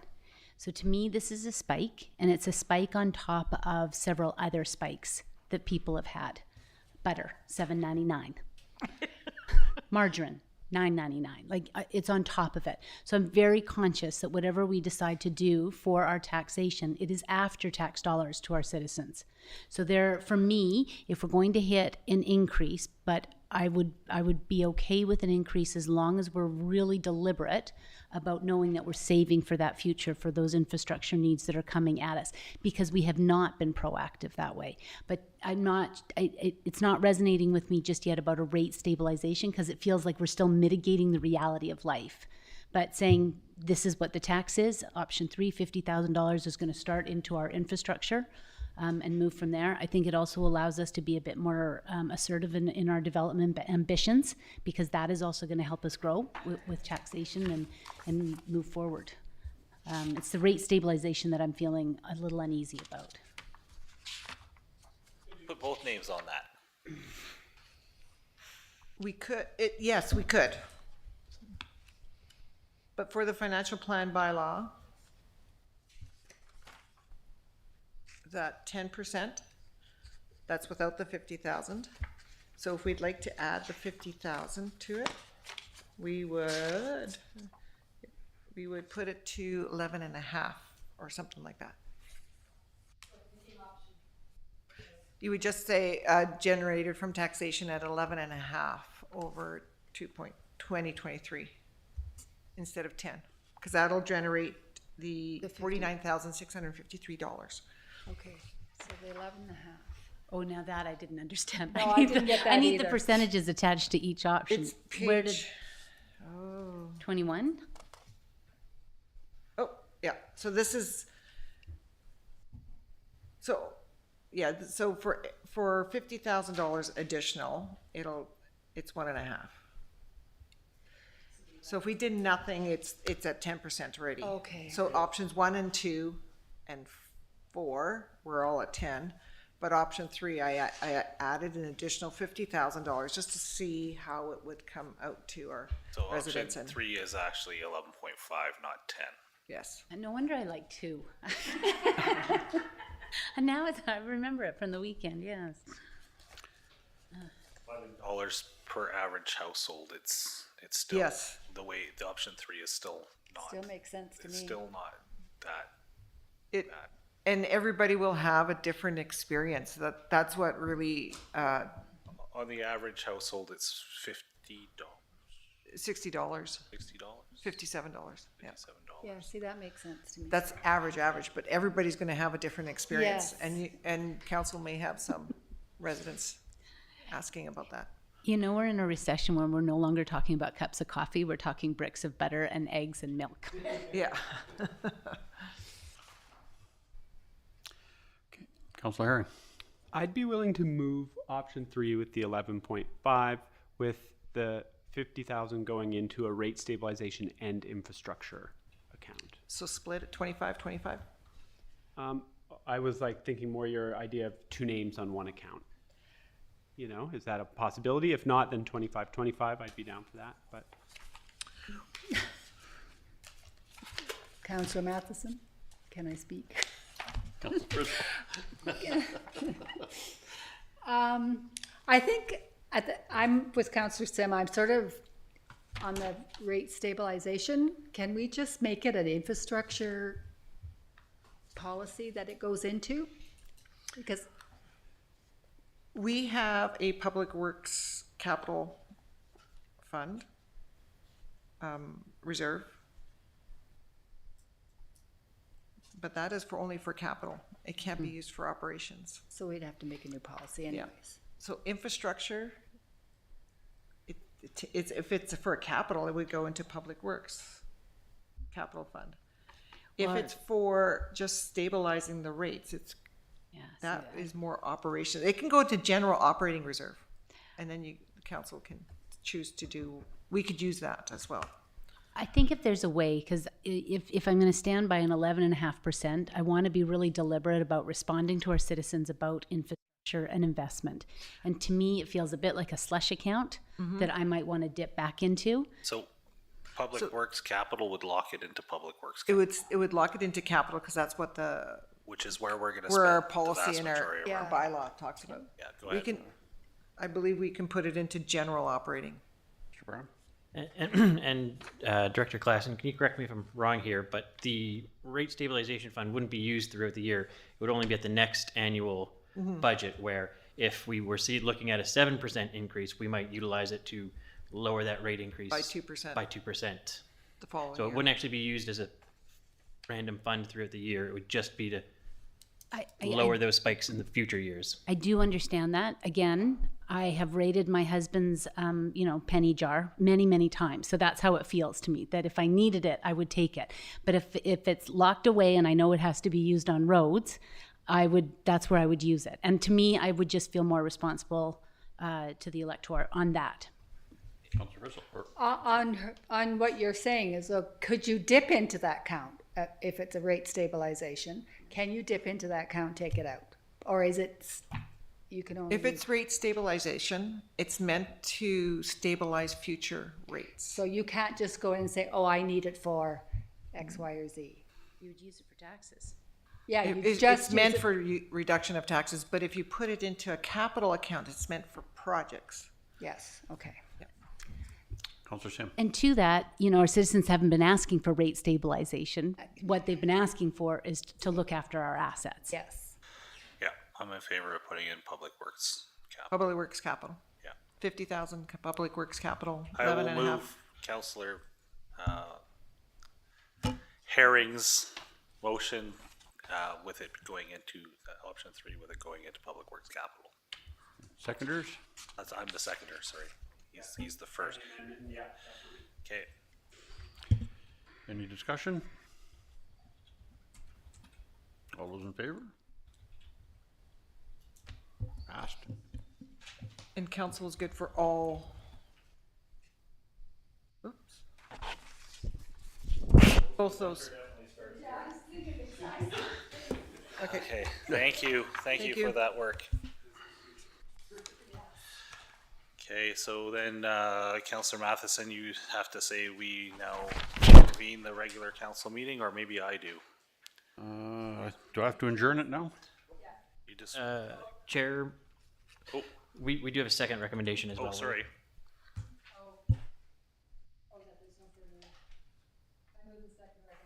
The second recommendation that there's no further, For the bylaw. All those in favor? Well, what does that mean? Like, no other changes, what does that mean? So at this point, if there's no other changes except for what I hear in the meeting today, it can be in closed meeting or other, I will move forward with what I have in our financial plan. So in the next 3 weeks, I'm coming back, I think it's April, first week in April, with a financial plan bylaw. And we need, yep, we're nearing the end. Counselor Sim? I get that. And so one of the things that I don't feel that I've seen, or maybe I haven't because it's been a lot, is the complete plan in place. And just making sure that we've got all of the things that have been included. Like, I understand about some of the business cases. I understand how we've seen those. But what else are we spending our money on? Like, there's been no thought to, what if the pickleball club needs to have resurfacing next year? And I use that as kind of an example, but I don't understand all of the components for major projects because I haven't seen the complete version altogether. We've seen it in pieces, not completely. Counselor Frizzle? On that note, I'll ask you a simple question. There's the seniors funding for, they get every year $10,000. Yeah. I haven't seen that. Is Yeah, it you there? stepped out of the room for that, I think. No, but I mean, I'm not seeing it in here. Is it? And part of operating expenses. But it went year round, right? I mean, Yeah. yeah, okay, that's what I just couldn't remember because I had to step out of the room. Well, that's For Broughton? If anything arises from any in-camera meeting, what happens at that point? We are allowed to have a change. Today, yeah, because this is the last meeting before I bring it back. Okay. For the financial plan, and it's as per the schedule that we presented to council, October. I guess Because I'm we're just, going to need to file by May 14th. Yeah. So this is the yeah. Counselor Herring? Yeah, so like my understanding, you're going to bring this plan back for us to see. So if there was something catastrophically missing last time, we can't change it, but we can accept or reject. Yeah. Okay. So there is attached to your agenda, page 13 and page 14 and page 15 through to 18. Those are all the projects, and they're projects from 2024 through to 2028 as well. The page 13 to 14 is just a high-level project list of the projects that we have in our financial plan. Page 15 through to 18 is our 5-year financial plan, and it also has funding as well for council to review. And then the financial plan bylaw is page 19, and that's the 5-year financial plan bylaw.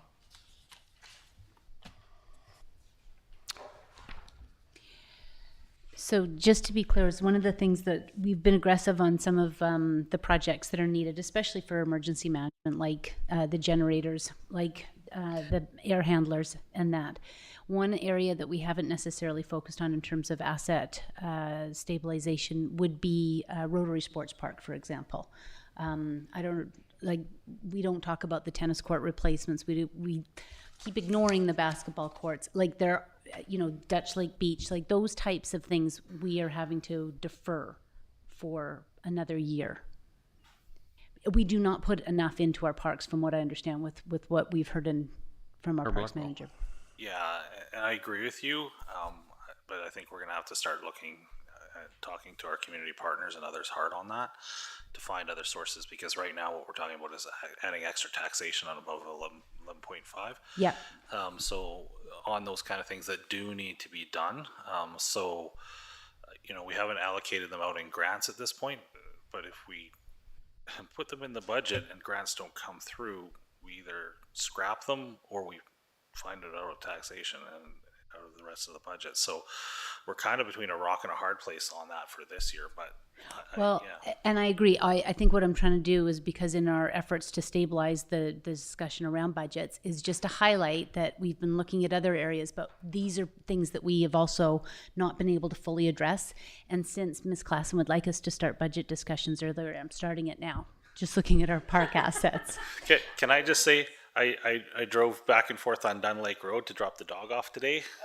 There's $3 million that I would like to figure out a way to solve. Yeah. And I'll be bringing a motion forward in a few months to try to solve that. Thank you. My last question, which is in the plan, is we have allocated last year and also carry forward for this year, is the $50,000 for the Sportsplex. Can you tell me what fund that comes out of? Is it tied to the Sportsplex and that funding category, or if there was another project that required it? Because at the time when we discussed it, we were looking at a different type of need. We now have a gym for the community, so it doesn't seem necessarily prudent to pursue that. But is that money, is it specific just to the Sportsplex, or could it be looked for another large community project? For the project for the Sportsplex, we have the roof renovation for $70,000 on page 13. Yeah, that's not the one. That's not the one. We have also accessibility. Second floor. That's the accessibility, and that's $98,525 left on that project. Of which a portion of that is accessibility grant. Correct. To Councillor Sim, through the chair, that is an accessibility grant that we received for the second floor feasibility study. We are looking for an extension on the grant coming up. We do have identified some partners to do the work now, and the portion of that was grant funded was specifically for engagement with vulnerable populations as well, specifically in how that would impact them. So if we don't use it for that, we lose it. Correct. Wait. We can't reallocate this to another project at this time for that particular funding. But I have to say I'm completely confused by that, because one of the things that council had wanted very specifically was to look at a feasibility study for the top floor, not for a mobility, but for like a gym or for something. And so I don't understand now how we've moved into mobility with vulnerable populations, because it wasn't what I thought we had discussed. Because to do that, if you can explain it, but I'm gonna go ahead. You start. Sorry, Your Worship. You are correct that the project is looking at a second floor expansion for gyms, for multi-purpose rooms, for other things. The grant funding that's coming for it is through the lens of accessibility. So we have spent additional money beyond that for this project as well, in terms of the architectural drawings. However, just the grant money that's being utilized is for looking at it through an accessibility lens. The scope isn't changed in terms of what the second floor expansion would look like. It would still potentially be gym space. It would, if council is still looking at that, but that's the scope as it is right now. If I may, Yes, sir. We do second have it. floor isn't feasible unless we make it accessible. That's why this grant funding can be targeted for that. So, it would be nice if it was a second floor expand your gyms grant that we were using, but it's actually second floor, not have to walk up a steep set of stairs and a elevator that's probably not capable of handling accessible needs. That's Didn't get that at all. that's where the grant money came from. So to there's make it two happen. projects. Yeah, go ahead. From what I can see. So page 13 has a second floor, or has the NTSP roof, and it also has an accessibility project of $98,525, and that's for playground equipment and things like that, and picnic tables. On page 14, it's a special project because it's not a capital tangible item. Under NTSP, it's a carry forward item, second floor expansion, $50,000. Yes, So that's the one I'm there. talking about. And that also has a grant attached to it of accessibility, yeah. I think so it's there.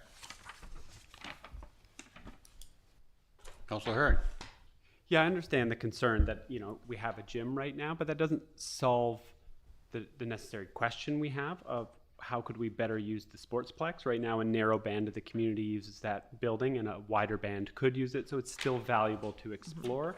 It might not be currently the best spot for a gym, but it may be the best spot for other community amenities in the future. I don't think we should gut that project. I think the intent is still there. It just might be a different result that we use it for.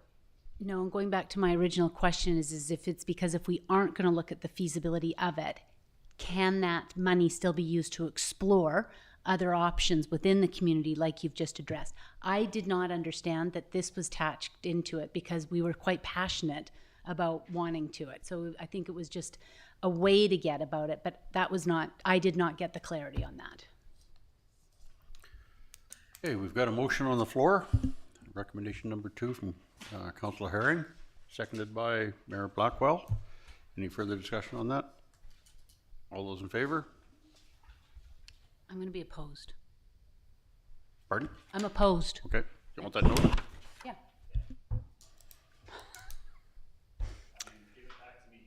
And it's back to Mayor Blackwell.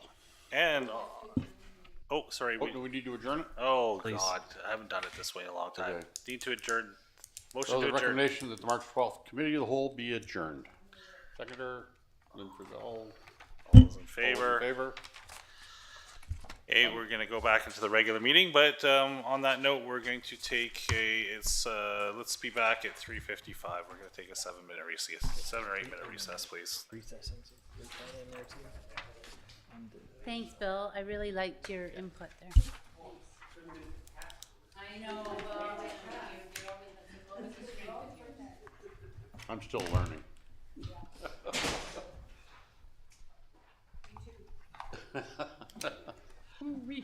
And then stand by.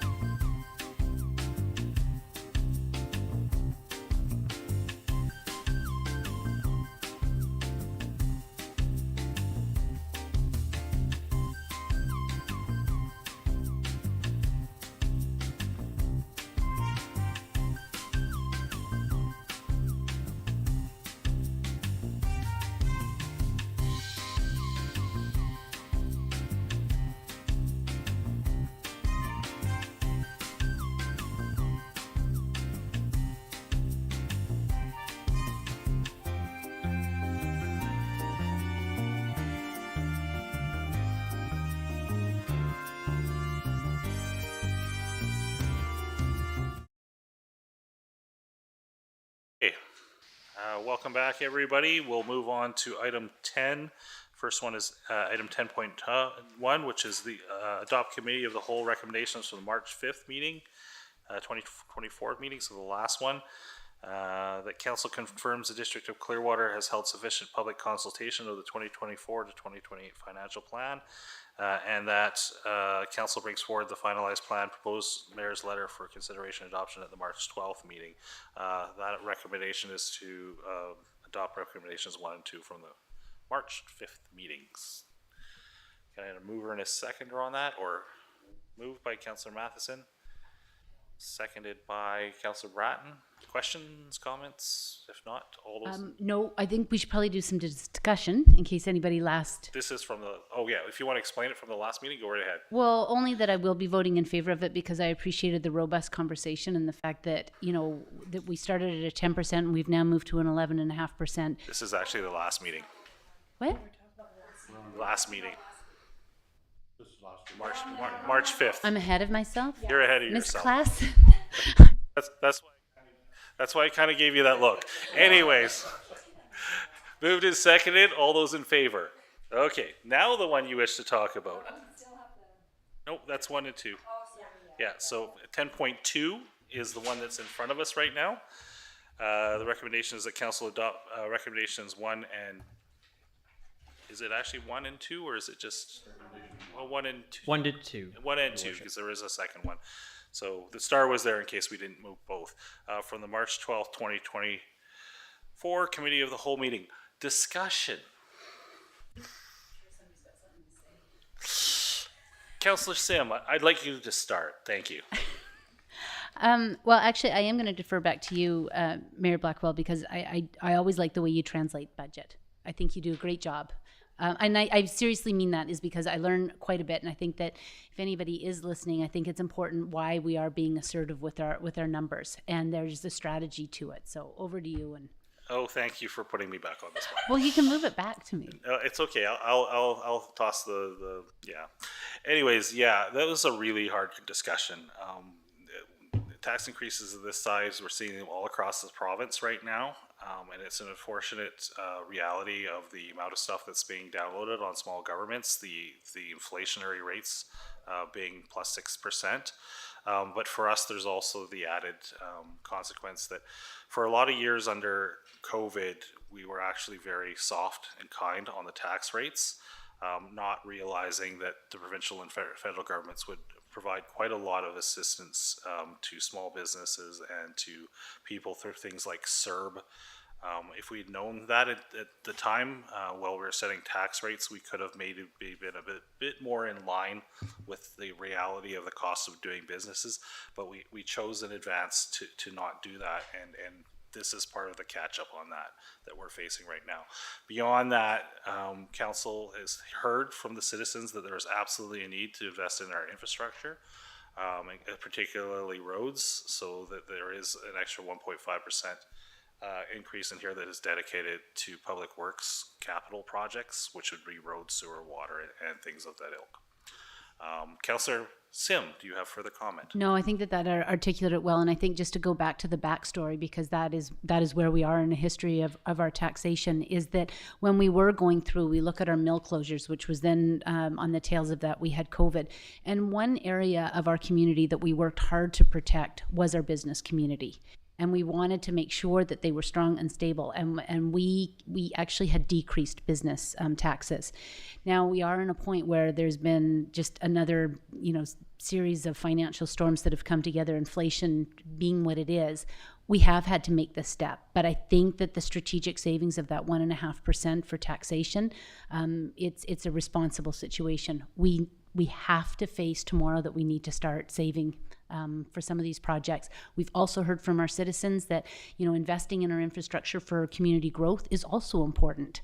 So if we don't start now, we actually are not fulfilling what our citizens have asked of us. So this is going to hurt. I know my envelope is going to be a hard one to open, but I also equate it to looking it down and breaking it down, and on a monthly basis. And for that, I get some great services in this district. And I want to say thanks to the staff because the delivery is really, really good. In our community survey that we heard is our recreation program is something that is coveted. And yet we don't necessarily have the fees that cover the full delivery of it, but it is something that everybody in our community can enjoy. So I think it's a thoughtful budget and the way we've been going. Thanks. Further comments? Yeah, thank you. And we have work to do. I do note in this, Councillor Sim, of the two recommendations on the table, that you intend to vote the same way in Committee of the Whole on the second recommendation, because we will split these out to two recommendations. Yeah, probably. Let's split it into two recommendations. So recommendation 1 is that the Committee of the Whole recommends to Council that staff commence preparing the 2024 to 2028 financial plan bylaw based on revenue generated from taxation at 11.5% over 2023, and that the capital and special operating projects be included as amended by Council. Can I get a mover and a seconder on that one? Moved by Councillor Matheson, seconded by Councillor Bratton. Further discussion? All those in favor? Okay. On recommendation 2, that the Committee of the Whole recommend to Council that no further changes to the 2024 to 2028 financial plan bylaw except those identified in this committee meeting and further to March 12th in camera recommendations. Discussion. Do you want to say why? Only the fact that I would like to ensure that we've captured a lot's changed, and so for me, I'm just not comfortable. But I have read the room, and we can move forward. But it's just not something I feel comfortable with. I think that there's some openings there that I'd like to discuss, but we do have a timeline. And hopefully we can find another way to. Yes, and research projects. it anyway. Sometimes dissidence is a healthy counsel. It's good if we all agreed, then we could just do it with 1 or 2 people. Further discussion? If not, all those in favor? Okay. And sorry. Your worship, I don't believe anybody moved. Oh, okay. Somebody make a motion. Moved by Councillor Frizzle, seconded by Councillor Bratton. All those in favor? Opposed? Noted. Thank you. Moving on to unfinished division, we have a 12.3 deferred item. There is a recommendation that Council receive the emergency management pre-fire season report for information. Second. Moved by Councillor Frizzle, seconded by Councillor Sim. Further discussion? If not, all those in favor? Okay. Nothing under 13. Mayor's report, I will reserve until the next council meeting. Just looking at the clock today, we're already at 4:10. Council reports. Councillor Bratton, sorry. We had our C2C, and that was very interesting to meet all the different councils from McBride, Belmont, Barrier, and the SIM councils. Really enjoyed collaborating with them and going over our concerns that we all share. So, and moving on from there, the skating carnival was fantastic. Thoroughly enjoyed the 50-year celebration. Did everybody know that? I didn't realize that the arena was turning 50. And they did a little number at the end showcasing hockey, curling, and figure skating. We have never done that before. That was very interesting to see. And they did a fantastic job of it. So love the collective bringing together. I hope we can see more of that. And the District of Clearwater, hang on, I lost my page because I want to read what they wrote. They did a really good thing. Our communications person is doing a good job. I appreciate her. And what's coming up is nominate your volunteer. And I'll just read what they put on just in case not everybody reads the page. But they're asking the community to nominate volunteers. Sorry. As I choke on air, for the time they give to offer and helping a hand, teach our youth, assist our seniors, and brighten others' days with their smiles and warm hearts. Volunteers can be anyone from those who coach our kids To the neighbors that help shovel your driveway every season, this is an opportunity to thank anyone and everyone, regardless of how private or public their efforts have been. Every time we help a community member, it makes the fabric of Clearwater stronger, and the District of Clearwater would like to thank all of the volunteers who make our community strong. And they're on the Facebook page, there's a QR code, or you can submit right to the district. And do that by April 3rd, and Sunday, April 14th will be a recognition event. Good job, everyone. Excellent. Good stuff. Councillor Frizzle. Thank you. I also attended the C2C event last week. What got me is I had attended several years ago where we went and we listened to everyone. But this year was very different because we were making decisions on what we want to see and how we want to go about getting the results. So I was very energized by the room and how everybody was working together. I also attended the Tourism World's Grey meeting. Good news is that the information center's renovation is going ahead. They had lots of pictures. They've taken out the gift shop walls, and so they've really expanded that area. They're still going to have it there, but it's just going to be open. It looks really good in there. I think everybody's going to really see quite a difference.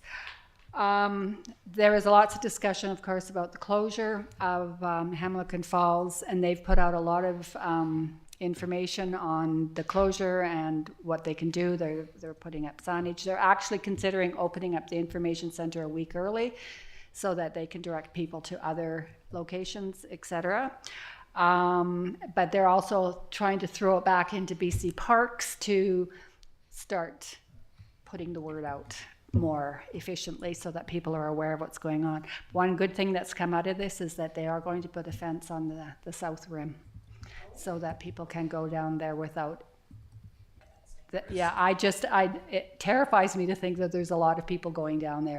Nothing to protect them from falling. So that is coming out. They're going to be putting a lot of signage up on locations so people are come here wanting to go to Hamilton Falls and drive all the way up there and there's nothing there. They can't get in. So as far as they know, well, no, they are starting in April, but if they can, they're starting in May, and if they can, they'll start earlier because the winter is so much milder. So if they can, they're going to start early and be done earlier at their hope. That is where they're at right now. And moving on, I haven't said anything about the men's sheds lately, so I just wanted to update everybody on it because they're really moving along. They're doing a Fix It Tuesday that is very busy. They're doing lots of projects for Evergreen Acres. They've done garden boxes. They've done the toys for the Christmas drive. They're doing plaqueboards. They're constantly doing projects within the community. They're very happy down there. They've got 32 members now. They're looking forward to spring. The Public Works is going to put a tent outside so they can work underneath there and move around a little bit. So they've been a real asset to the community. I'm really excited about their projects and what they've been doing. So, Can I ask you a question on that? Yes. Are we allowed to do that? Yeah. The men's shed, how do we contact them? Your best bet is to actually just go down there on Tuesdays or Thursdays from 9 to 4. Okay. Yeah. Or Bob or Chuck at Tim Hortons at 7:30. Yeah, there's that too. Nothing on seniors lunch or anything like that? You good? For next one? Okay, thank you. Councillor Matheson. Not a lot of report. I was at the C2C meeting and I got a lot out of it. It was interesting to hear other people's experiences and how it could affect us, and the fact that we're starting to talk about working together. I learned a lot about responsibilities. So it was a really good event. A lot of positive energy in the room, and I think moving forward as a group will be really valuable for the Valley. Also attended the figure skating event, and it was basically standing room only. I was quite impressed with it. It always makes me smile watching the kids out there on their skates. It's amazing. Also attended the photo exhibit down at the North Thompson Arts Council, and Margot's got a bunch of photographs in there, and there's some really talented photographers in this area, and a lot from I believe it was the 4-H club. I think it's got a big young people that have submitted photographs. Really impressive. So yeah, it's really worth checking out. That's it. Councillor Sim. I think that the theme of today is really about community partnerships, and in particular, for example, a shout out to the Quality Inn, I believe, with their pool that they're opening up. What a phenomenal gesture to community. But that is also just in the same vein of the people that are volunteering with the skating concert, right? And pooling their talents together, because it was really, really, really, really good. Same thing with minor hockey. There's so much in our community that's driven by volunteers. So just speaking of the hockey, I did go to the AGM last night. I want to report that the numbers for the season were pretty on par. We generally fluctuate between 101 to 110.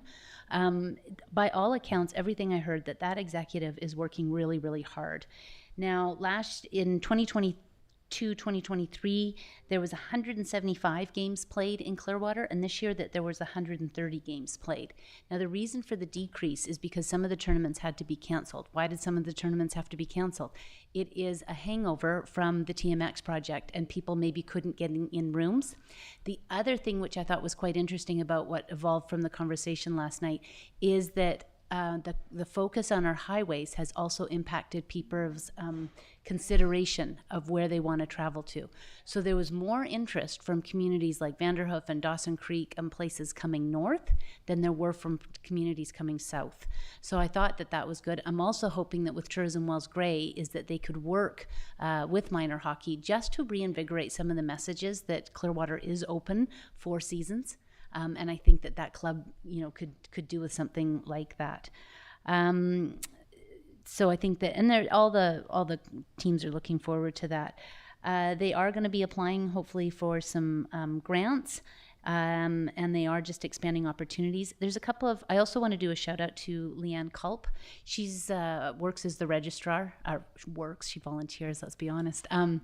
She does a great job, but she also does a good job is because she keeps that community lens on what could be done. And I'm hoping that we could really support her in introducing recreation opportunities that come with the Sportsplex down to the elementary schools, if that is an appetite.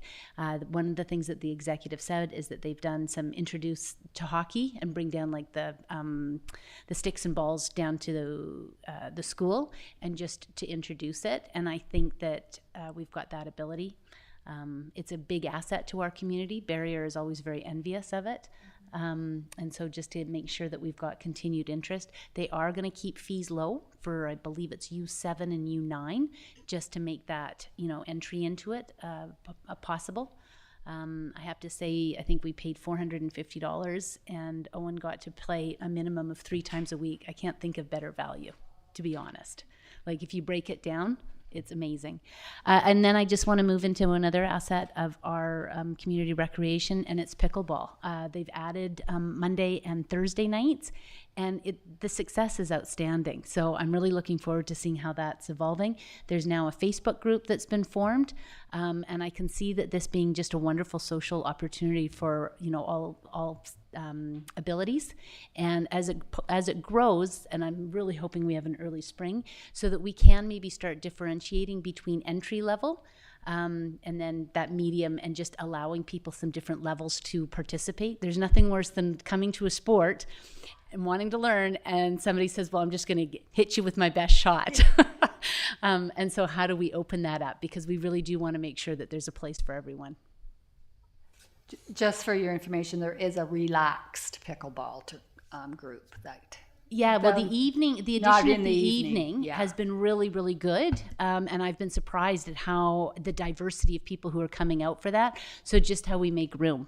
We've all been involved in different sports where we want to try, and we feel like, where's the back door? Because we're just not up to par just yet. So, but again, that is the creativity of Leanne and how she's working hard with our group. So just a big shout out to her. She's 10 out of 10, as always. That's it. Okay. Thank you. Yes, and every year I get a request for outdoor pickleball courts. So we'll get one again as the snow melts off. So just be prepared that tennis is dead and pickleball is king. October 15th, people. Yeah, there we go. Item 17.1, strategic plan. Oh, that's where we are. Strategic plan There is a new document. It's the on-table document that has been wordsmithed a little bit over the weekend, it's my understanding. And there is a recommendation, but discussion on this. So this is, everybody's got it in front of them. Since this is on table, give you a minute or two to review. But if you have comments, go right ahead. Councillor Frizzle. I like the change in the vision. That's much better. And I didn't read it all and I haven't compared yet, but what other changes were made in this? So some of the other changes is curiosity was forgotten, but we found it, and so it's back on the list there. And then we had also talked last week about expanding. We incorporated some comments about improving housing affordability, so that's now been captured in there.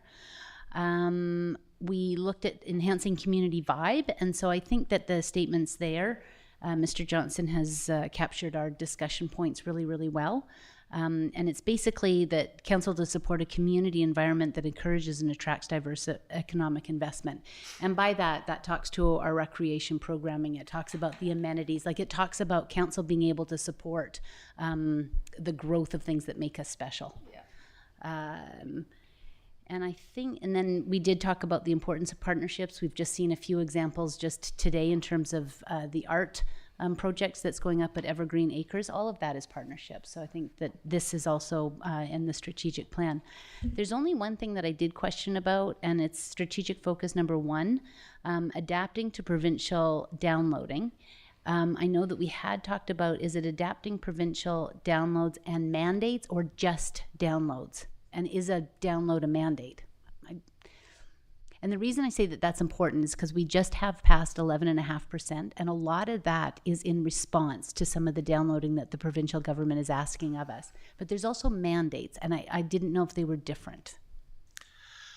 Legislative requirements, I think, is the word for both of those, but yeah, that is a long conversation that we need to have because it's going to keep going.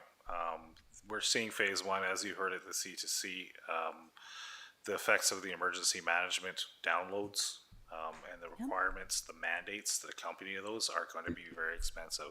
They are going to be the equivalent of probably the $150,000 to $200,000 a year that we have taken for information just a few moments ago in this budget. And that's just one. And then there's the increased frequency on the housing studies, the increased frequency on the other thing that official community plans that we need to do. So realistically, excuse me, we could be talking about a couple percent of taxation increase every year just on these. So given that, is that would be one thing that I might, and it's so small, but mandates and downloads. And I think I just want to articulate that out to our community. Like, it's a big deal, especially for small sizes like ours. Yeah, sure. And then the only other one, and I didn't know, is that it's under partnership at the very bottom of the page. Council to support partnerships in all facets of the organization with the community, or is that within the community?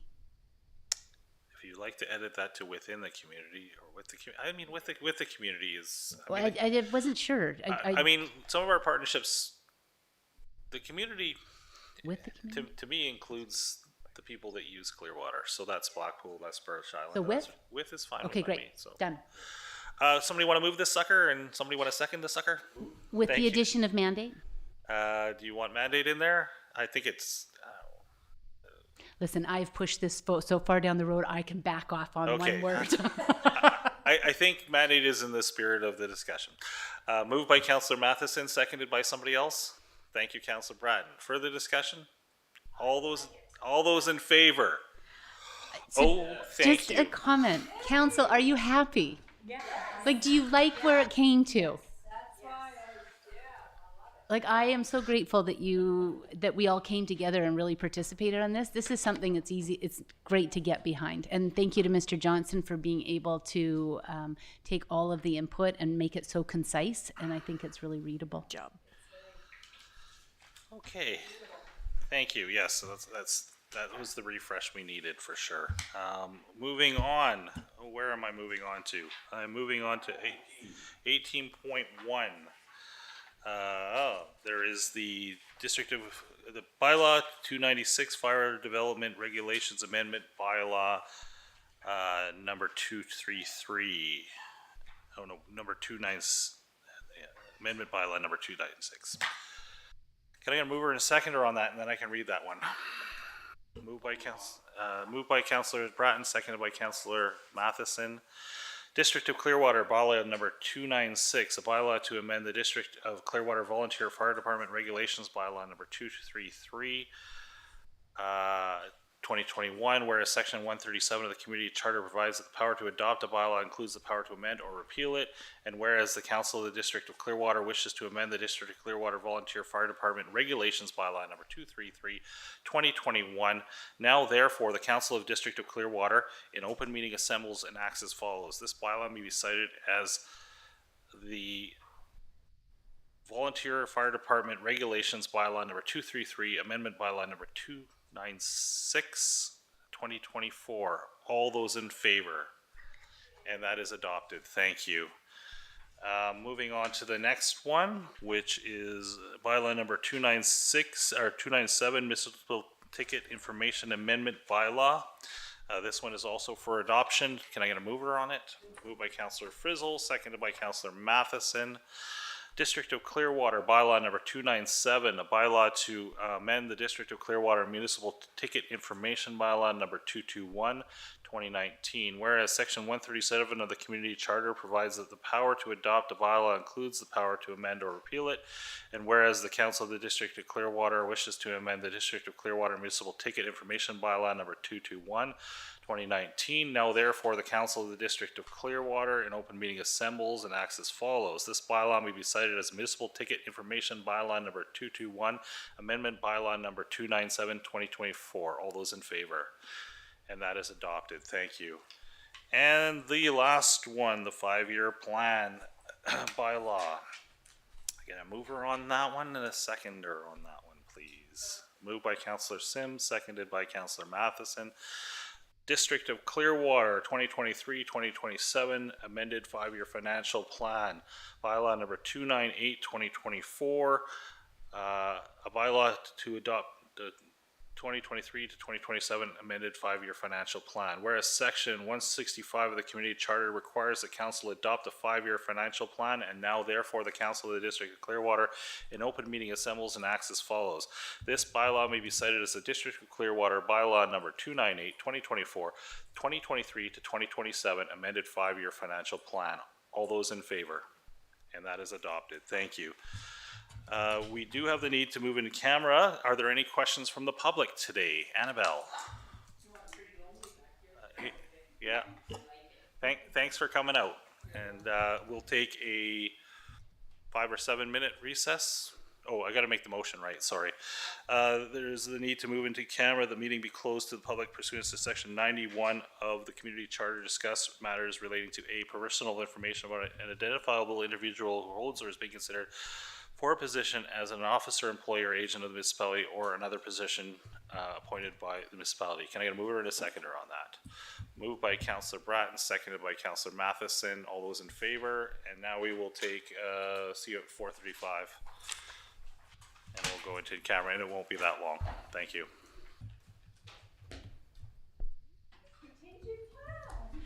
You guys, it looks so good, huh?